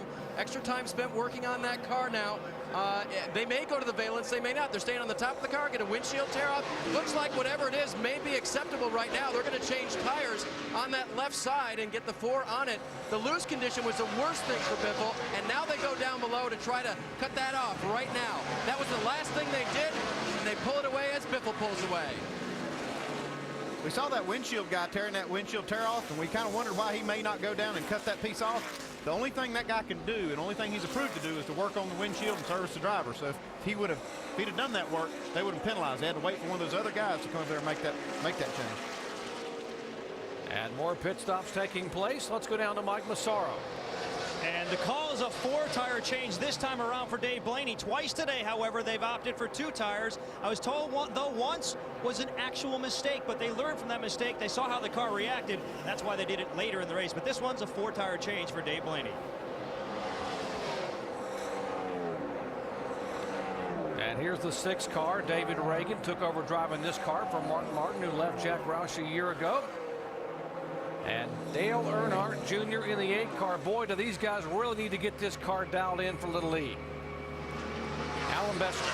Well, Doc, Dale Earnhardt Jr. had rallied up to 6th place before the pit stop. Remember, he was back just outside the top 10, but he says the front-end grip has gone away on the car, so they're going to make an adjustment to try and help him with that. A 4-tire change, and perhaps the most important thing on this stop, that big can of gasoline in the left rear corner of the car. The fuel man has to get the car packed absolutely full of fuel if they're going to have a shot at making it to the finish of this race on that stop.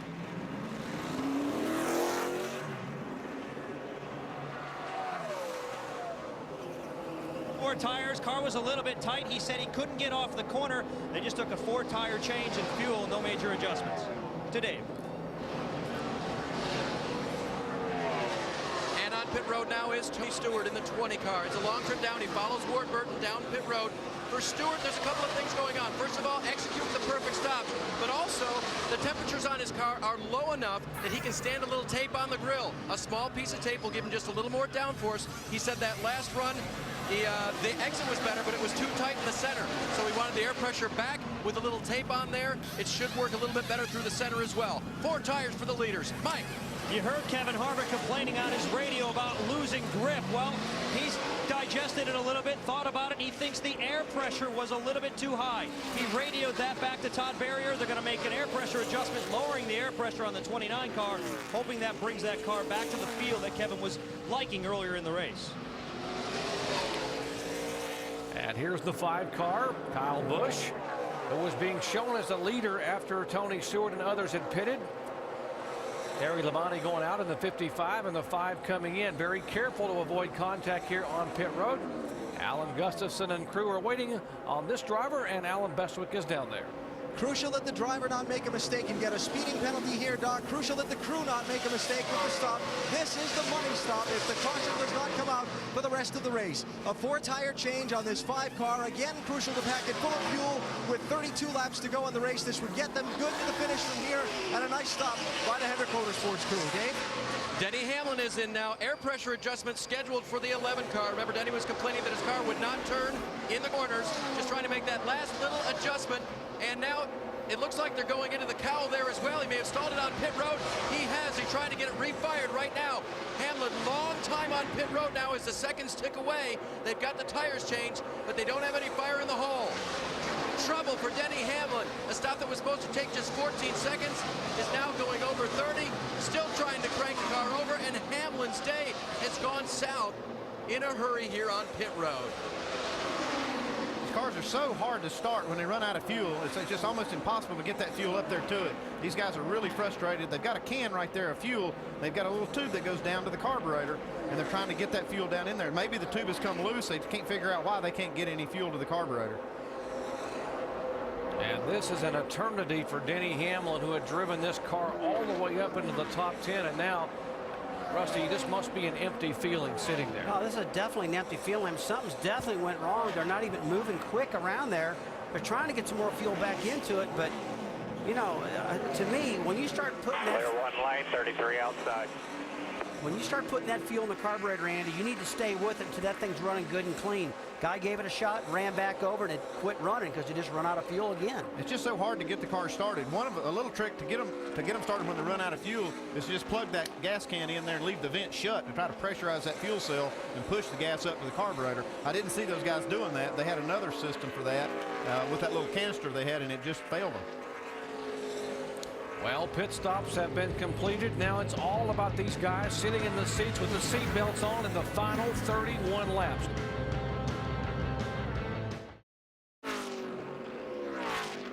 our leaderboard: Tony Stewart, Kevin Harvick, Kyle Busch, Jeff Gordon, and Dale Earnhardt Jr.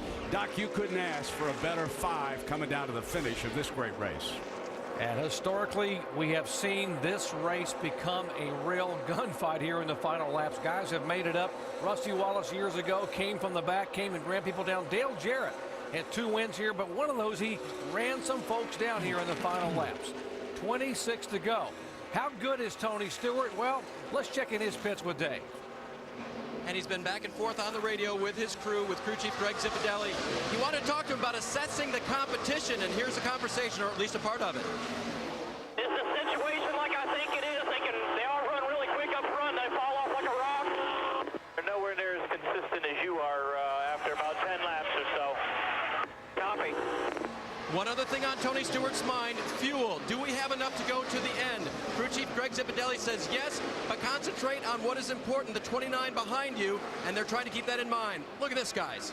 Trouble on the racetrack. The 8 car is just abruptly slowed, and that should tell it right there. Smoke billowing out from beneath the Budweiser Chevrolet.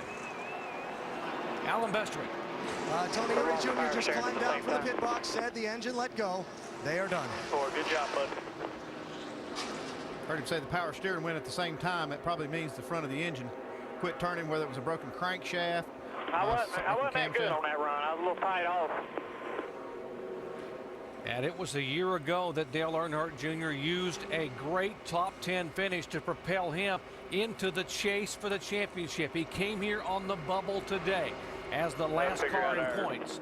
Valence issues. They get tired as the race goes on, whether it's shocks or something. So once we figure. And now this engine problem with 25 laps to go will not help him with just 6 more events here in the race to the chase to get in. I think y'all do a good job there. I just think we got off base there with that experiment there in the middle of the race on the west side. That kind of took us out of the game, and we just kind of get back too late. We lost a step. What they're talking about is really the handling of the car. They're just kind of analyzing their race. That's not really what knocked them out of the race. The engine just failed, and he's done for the day. Tell you what, he was running in the top 5 throughout the day. I just started to say that 8 car is right there, and if they have the caution flags, he'll get a better finish. But look at that engine explodes right about the start-finish line. He got the thing slowed down enough, not much oil coming out of it. He was able to control the car and get it off the racetrack. Saw Juan Pablo Montoya dodging parts that were coming out of the engine. Let's listen to it. Blowing up. Only come off the front.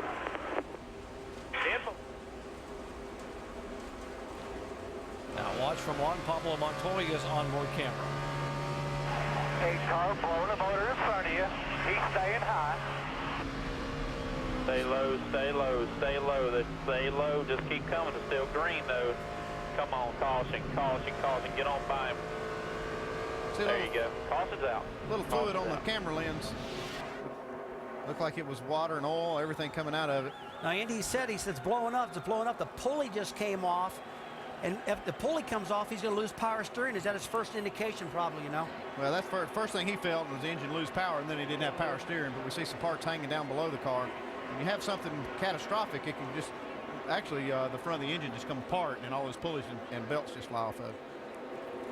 Dale Earnhardt Jr. was the car to beat early on. He led twice for 33 laps. Let's see who's going to come on the pit road. Earnhardt Jr. is sitting in the middle of pit road with no power to get out of the way. And here comes cars down to make pit stops. Kyle Busch is there, the 17. He thought might not make it on fuel. He is back in. And Earnhardt Jr. can do nothing but sit there and hope someone doesn't tag you. Jamie. Well, Dale Earnhardt Jr.'s new teammate, Mark Martin, in his pit box right now. 4 tires, only 2 gallons of fuel, guys. He's in and away.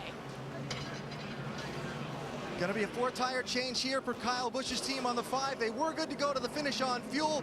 Looking to see if they can gain some track position here with a smooth stop.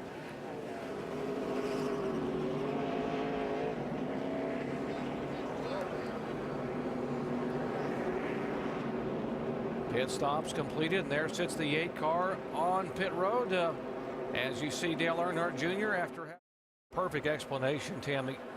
For more information on how these parts and pieces work, log on to ESPN.com, search word know-how. Well, Dale Earnhardt Jr., who had a great qualifying start and led 33 laps early on, heads to the garage area here right now.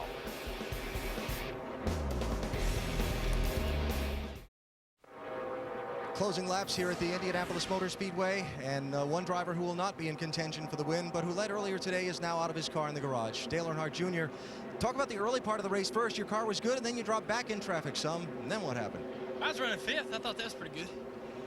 It's hard to lead these things every lap, but we broke the pulley off the front end of the motor. The harmonic balancer's still there, and the pulley's gone, and I guess the motor broke, but you know, you have bad luck every once in a while. We have great motors all year long, and I'm real proud of the engine shop, and that one was a good one. That's what keeps us running up front in places like this, and we need the same power the rest of the year. You just got to take chances when you're trying to stay in that chase, and real proud of my team, proud of Budweiser and everybody that supports us.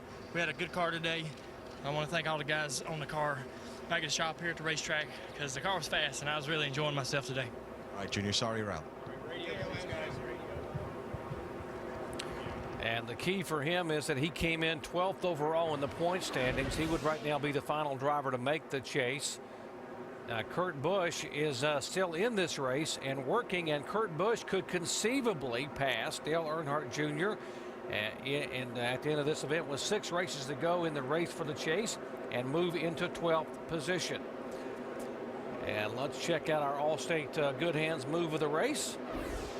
It would be the 42 car of Juan Pablo Montoya, making this good move to avoid all the water and fluid and debris coming out of the back of the blown engine on the 8 car of Dale Earnhardt Jr.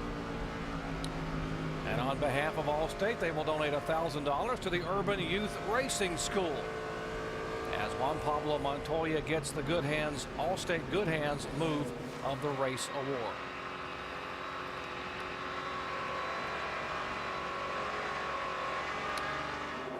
Four of the top 7 drivers have won this race before. Tony Stewart did it 2 years ago. Kevin Harvick won it from the pole. It is 20 laps to go. Who's going to get it? Here comes Harvick. Harvick's got the position, getting into turn 2 right now. Excellent turn 2 down that long back straightaway, over 200 miles an hour. And he's got that clean air, guys, with 20 laps to go. And that's what's so key. That was a great move. He got it on the fresh tires. Tony Stewart has had the car to beat. Look at him, 3 and 4 wide up the back straightaway. 41, that was Reed Sorensen, the pole sitter back there. These guys are trying to get up here and dice it up with Harvick and Stewart. Here comes Reed Sorensen. Sorensen's put himself back up in the top 5 right now. Chip Ganassi, Felix Sabates Racing looking good right now. 4th, 5th in the standings right now as the race runs. Jeff Gordon, take a look at him. He's working himself back up to the 3rd position. Guy struggled through practice. About not a good qualifying run, but he's in position right now. With Tony Stewart and Juan Pablo Montoya both in the top 5. Let's show you the results of the ATT Crew Chief Challenge. Which former Indy 500 starter has the best chance to win today? Let's see what you voted here. And 50% for Tony Stewart, 40% for Juan Pablo Montoya. That 42 car is on a march right now. You see him right behind Jeff Gordon, looking inside of Jeff Gordon. If you would have told people that a rookie driver would zip by Jeff Gordon, the 4-time All-State 400 winner like that with 20 laps to go, they'd have told you you're nuts. But Juan Pablo Montoya is not your ordinary rookie. He has really learned this stock car business quick. He came in here with a lot of talent, but no experience in stock cars. You see Jeff Gordon really working him hard. You see the sparks fly when he gets on the brakes. He's really, this is the time these guys got to go as hard as they can. Awesome exit. And Andy, we heard earlier in the broadcast, Jeff Gordon complaining about the front end of the car falling a lot. Right now, it fell down. It's sparks flying out from underneath it. And look how much lower the air dam on the 42 car is versus the 24 of Jeff Gordon. So it's got to have something to do with handling. A visible difference right there. You see, they get down in the corner. Both front ends go right down on the racetrack, but on the straightaway, it looks like the 24 car does have a little more air gap. About a 3-second differential from where these guys are. This is 3rd and 4th. Montoya and Jeff Gordon from the leaders. Got to hand it to Harvick. He just blasted off on that restart. He was on a mission. He knew what his plan was. Well, you got that exactly right. If he's ever going to get this thing right, it's right now. Dale Jarrett, you've been in this position a million times, buddy. You know exactly what Harvick's feeling right now. Yeah, it's a great feeling to be out front, but I'd be very concerned if I were Kevin Harvick right now, because Tony Stewart's car, I think, has shown all day that it's the best in the longer run. That didn't surprise me to see Kevin go by him. I think he knew that was his chance on that restart, so he was going to give it every effort that he could to get by Tony and see if maybe they could get a caution somewhere here in these next 10, 15 laps that would keep him out front, and his car seems to be better on the cooler tires, but I would be concerned about having Tony Stewart coming back there. Dale, I'll tell you what, that clean air, the 29 car Kevin Harvick's got right now, as you know, is monumental. But Harvick, it seems like as the race runs on, his car just keeps getting quicker and quicker. And that's probably the thing that I would say that Kevin Harvick's concerned about right now with Tony Stewart, with that great handling car he's been having all day. Yeah, you got two guys that obviously know how to win this race. It's going to be a great show here at the end. And back to Montoya, who's done a terrific job. I've been watching him a lot of the day here. He takes a little different line. We saw him when he passed Jeff Gordon. He didn't get into the corner quite as hard, but he really charged off the corner. I don't think you can count him out here yet, especially if we'd have another caution. Well, I'll tell you what, that last lap, Kevin Harvick just ran a 52.10 to Tony Stewart's 51.95. So that last lap, hey, you're right, Stewart was faster, and Stewart's got a run on him right now, Dale. Yeah, Tony's got, I mean, he just seems to his car doesn't abuse the tires, and Tony does a good job of keeping the tires there, letting the pressures come up. It just seems his car gets better and better. But as we know, you can have a really fast race car, but you get to the bumper of that car in front of you, makes it difficult to pass. Tony Stewart has caught Kevin Harvick, and as you heard Dale Jarrett say, catching him may be something else. This was a spot a few laps ago, or about 25 laps ago, Tony Stewart was able to make the move inside. Yeah, these guys were just playing around about 20 or 30 laps ago. They're not playing around right now. It's only 15 laps to go, and I don't think you're going to see Harvick just give Tony this spot. Did you guys just hear what I heard? Stewart going, here, kitty, kitty, kitty. I'll tell you what, he's reeling him in right now, and he feels, look, there he goes. Tony hard left.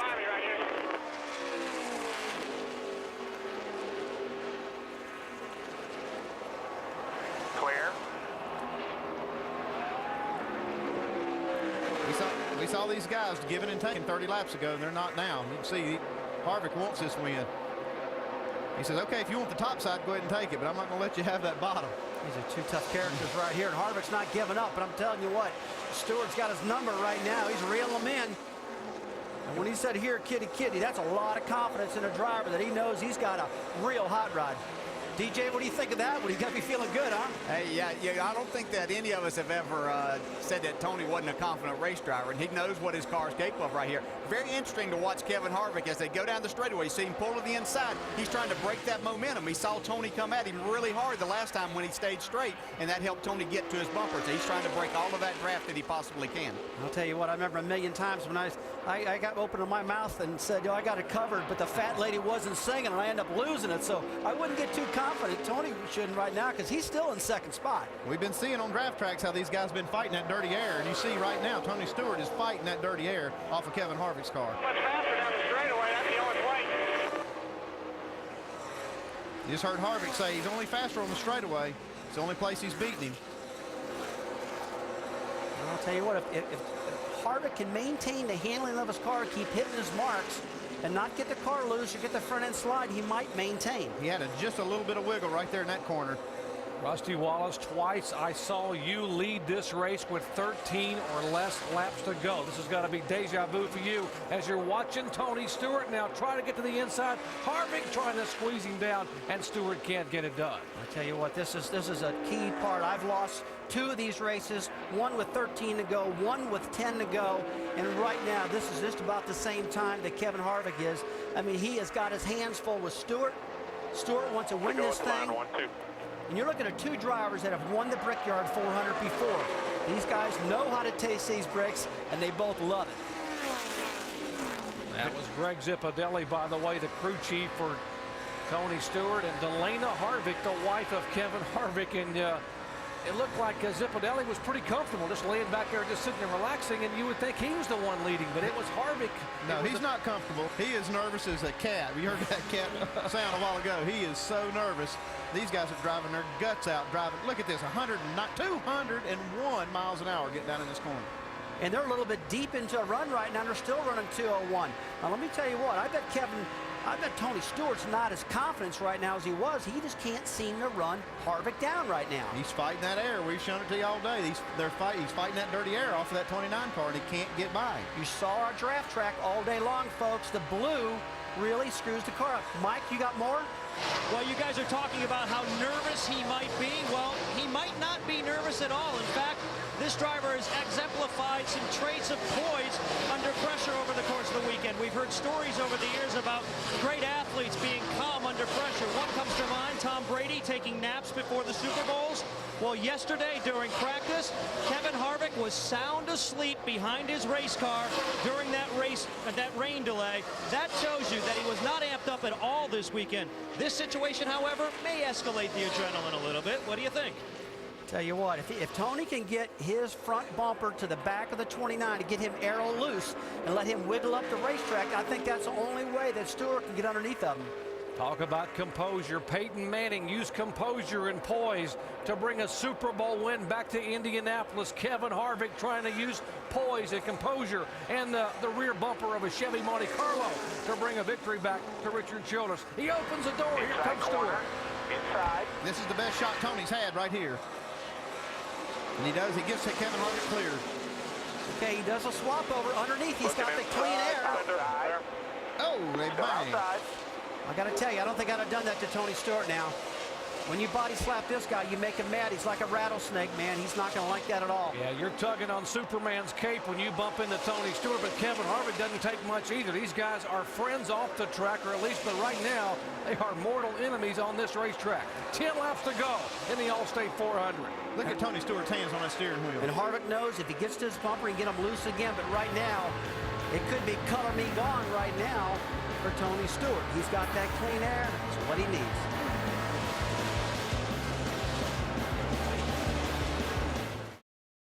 Juan Pablo Montoya now is starting to run these guys down. He's entering the frame. There's the 42 car right side of your screen. Montoya, and you heard Dale Jarrett say, I wouldn't count Montoya out, and he is closed by about a second on these guys over 5 laps.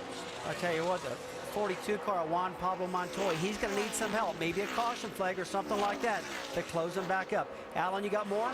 All while Tony Stewart was trying to pass Kevin Harvick, Montoya's spotter Tab Boyd was coaching him, telling him when they get side by side, they're going to slow up together, racing side by side, keep pushing to get to them.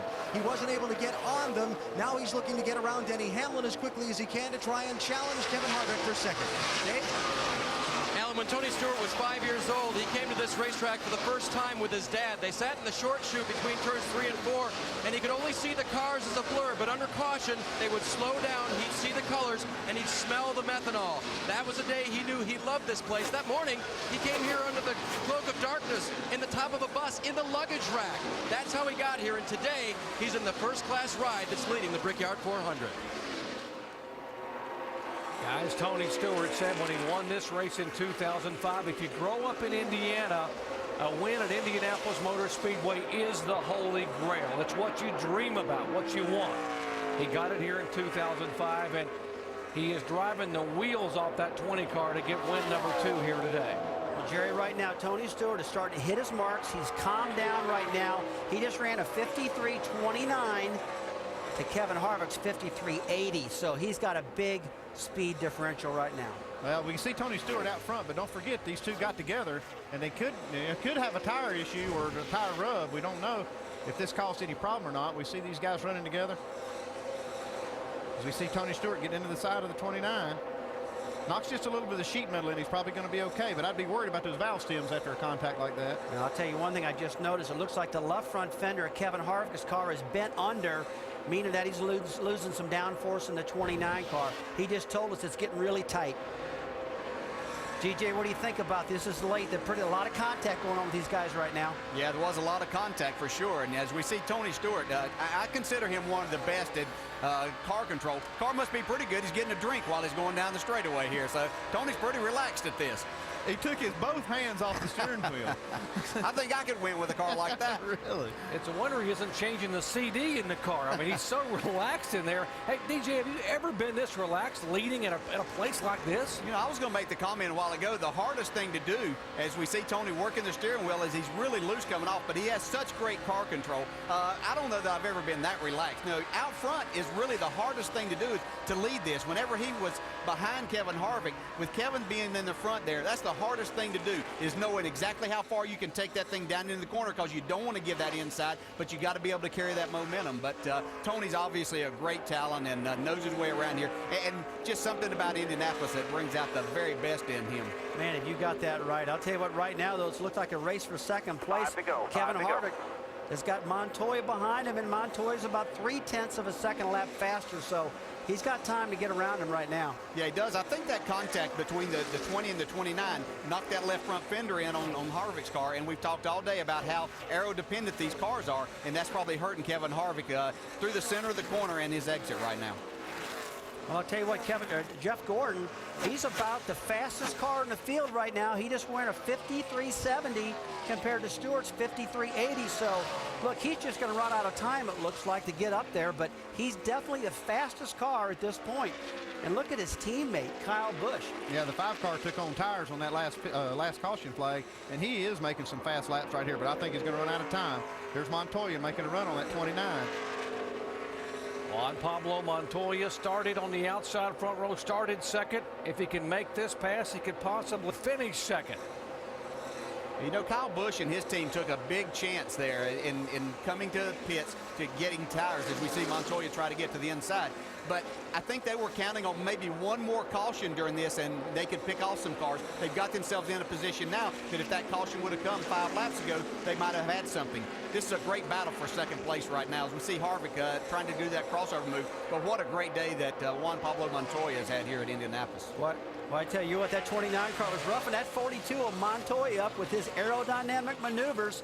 And it looks like he's going at it again. And look at the 24 of Jeff Gordon passing on the high side. That's no man's land up there, guys. That's about the first pass we've seen on the outside. And here comes the 5 car, so Harvick has lost 2 spots, could potentially lose 3 spots as Kyle Busch will try it on the inside. The one place we've seen Tony Stewart be vulnerable is on a restart, so if we happen to have a caution here in these last 4 laps, Pablo Montoya might even have a shot at him. And Reed Sorensen now pulling up in the 41 car. He was the young pole sitter today. He will try to move to the inside and take the 5th spot away from Kevin Harvick. Dale, I'll tell you what, you got to hand it to Chip Ganassi, Felix about his race, and Montoya running second.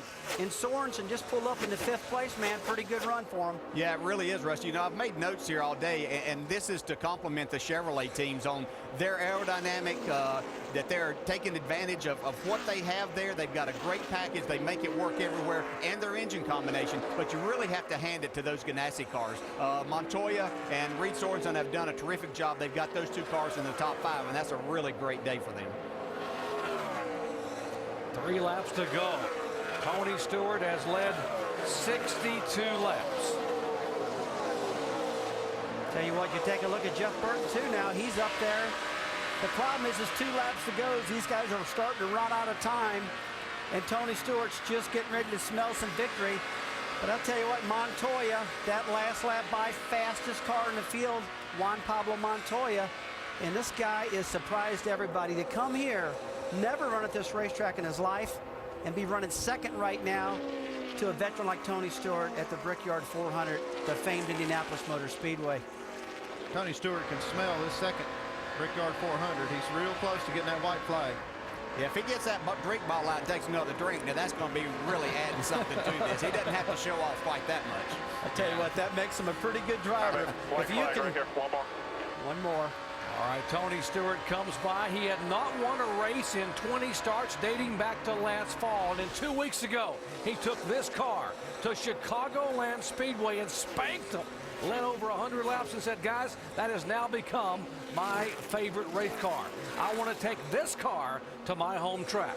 So they brought it to Indianapolis Motor Speedway, a track, as you heard, that he came to when he was 5 years old, riding in a luggage rack on top of a bus, covered up in coats, so he could watch these guys race. It's a track that he has dreamed of winning time and time again. He won here in 2005.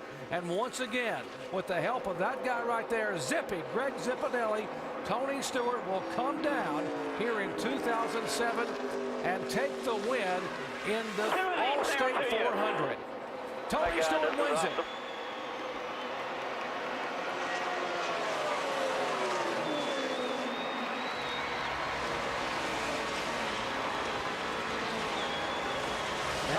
Take a look at him, guys. A lot of confidence. It's 2 wins at the track he loves so much, one of the favorite tracks. It's a kid he always wanted to win here, Jerry. He's got 2 of them now. He ran the Indianapolis 500 5 times, never won it, wanted to so badly, and now he has 2 wins in NASCAR's Elite Division, the Nextel Cup Series, in just 9 starts.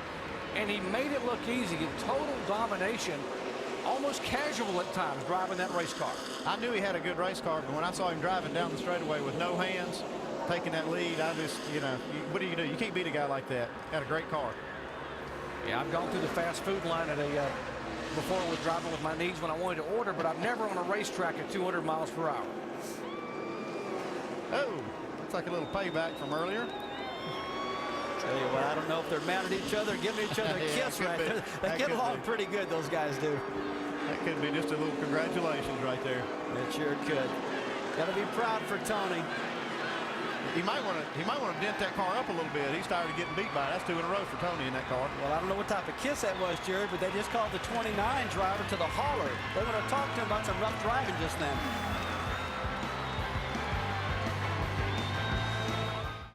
Didn't give up on us. They worked hard. They, like I said, second time out for this car, we've won with it. They worked their tails off on it.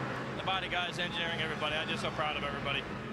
And we officially congratulate Team Chevy driver Tony Stewart, the winner of the 2007 All-State 400 at the Brickyard.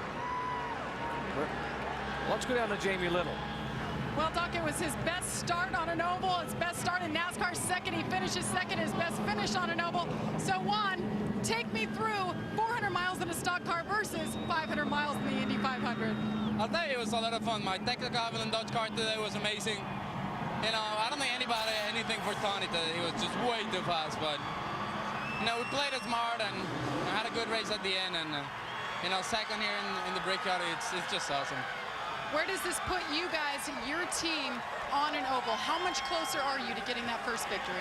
Yeah, we're getting closer. We just gotta get to a weekend and we gotta be the car to beat. You know, we're there already, but we just gotta be the fastest car like Tony was today. Well, he had quick hands, guys, and he had a quick car, finishing second. Doc? Well, the signature for Tony Stewart, and listen to these fans, 250,000 strong, as Tony Stewart gets out of the car and congratulates his crew, and they know what's coming next. Trying to catch his breath here. These guys, a lot of emotion. And there finally is Greg Zipadelli, dear friend and crew chief that helped guide this winning moment here today. You got to hand it to the crew chief. He really did a great job getting that car handled. That is a dynamic duo right there. That's for sure. I'm surprised Tony hasn't hit the fence yet. I'm sure he's still taking in what just happened. You can see how much they like each other. They have a strong bond. Maybe he can talk Tony out of climbing that fence. I don't think so, though. The fans know that he loves to get up on that fence. He loves to get up there and wave to the crowd. And he said it takes a lot of energy. And sometimes when I climb out of that car, I don't have enough left. But he's going now, folks. Here goes Tony Stewart. Oh, he's taking the whole crew with him. I tell you what, when that guy does that, it scares me. I just don't want him to fall off that thing. Joe Gibbs Racing Team, Home Depot Chevrolet for Tony Stewart, now a 2-time All-State 400 winner.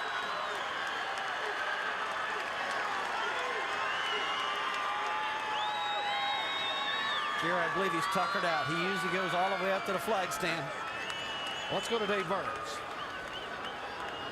And he does it again, and I don't mean winning, I mean getting up and down there safely.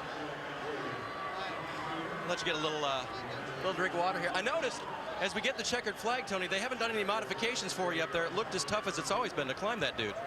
Yeah, it is. I mean, try it once, you'll see.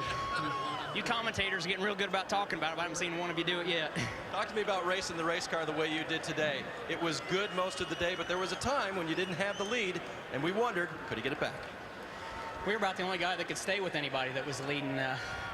This thing was pretty good in traffic there all day, and I just went down into one on the restart and got really, really tight for some reason, and Kevin got by us, and then once we got going again, we could stay right with him, and I knew after about 15 laps we could get a run on him again, so I was just trying to be patient and got a good run on him off of one there and got by. So that's a hard guy to race with. I mean, he's a clean guy. I mean, he's one of my best friends, and I can't think of another guy I'd want to race for the lead. He gave you a little shot after that, and then he gave you another nice donut on the side after the race. Yeah, but keep in mind, he's the same guy that put the donut all the way down the side when I won in his first Busch car, so he's a good guy. I mean, that's the two guys I had to race for the win these 2 years are guys that are good friends of mine. That's the way I want it to be. Another good friend was on top of the pit box today. You joked about Zipadelli needing a pillow halfway through the race, looking relaxed. With 10 laps to go, you're taking a drink out of the water bottle. You look pretty relaxed, too. I was thirsty. Yeah, I mean, I felt good in the car today. Just, it's still a long day here. All right, you win again at the Brickyard. Tony, can you put this one in comparison to the last one? This one's for every one of those fans in the stands that pull for me every week and take all the from everybody else. Tony Stewart, your winner at the Brickyard. The last time he won here, he went on to win next week at Watkins Glen. All right, take a look at our Crown Royal crowning moment in the final laps here at Indianapolis Motor Speedway. Kevin Harvick looked to have a strong car, but here came Tony Stewart in his Chevy Monte Carlo, shoved it way on the inside. Tony, who had the car to beat all day long. And when the checkered flag waved, it was Tony Stewart, the native Hoosier, and the entire Home Depot team who were climbing the fence.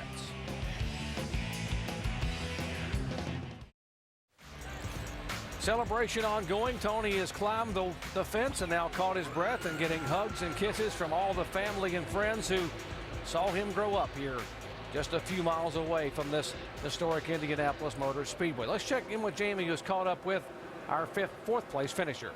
That's Kyle Busch's best finish here, and also Reed Sorensen. We'll talk to him in just a minute. But first, Kyle, great run. Your teammate Jeff Gordon just came up and complimented you in practice. They were saying you were the car to beat, and you showed it.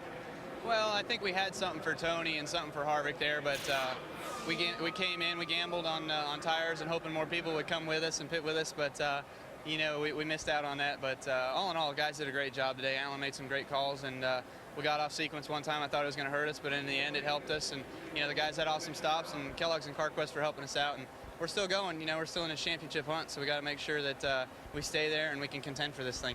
Nice job by Kyle Busch.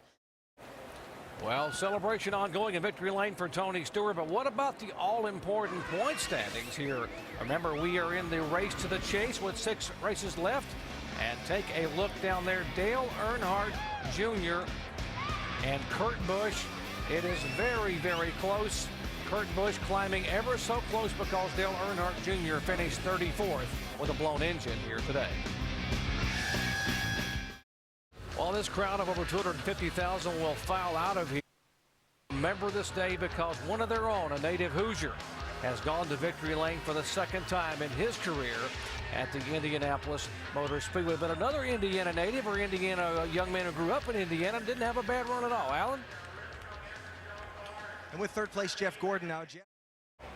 And Doc, it appears Kevin Harvick's been called to the penalty box, if you will. He's been inside the big white trailer for the better part of the last 17 minutes, at least since the checkered flag has flown. Assumably, it's a conversation about what happened between him and Tony Stewart, the rubbing at the end of the race. We don't know yet, but if he does come out before we go off the air, we will be sure to get with Kevin and bring it all to you. Susie? The eventual Cup champion has won this race 6 times. Yeah, what a great day. I know Tony Stewart's in victory lane celebrating, but equally impressive to me was the Ganassi teammates Juan Montoya and Reed Sorensen in 2nd and 5th. Montoya had a fabulous day. Tony Stewart, he's making that march towards the chase. We better watch him at the end of the year. Brent, let's go to Doc. All right, guys. Tony Stewart had an incredible day. Andy Petrie, Rusty Wallace, final thoughts. Tony Stewart just dominant throughout the day. Really impressive. Yeah, and Jeff Gordon's team just showed tremendous character. They look like a championship team. while Brent Musburger, Tony Stewart was Tony the Tiger here today. Tony Stewart did it his way again and won his second All-State 400 in 3 years. The last time he won here, he marched on and won the Cup championship. Will any of us ever forget that with about a dozen laps to go and Tony Stewart was trailing Kevin Harvick, we switched on his microphone, the conversation with the crew chief, and we heard our winner say, "Here, kitty, kitty." Has anybody ever heard a winner that confident in a NASCAR race? Tony Stewart and what happened here today with the slapping down the stretch, that's why we all love NASCAR, and we will tune in again. So long, everybody.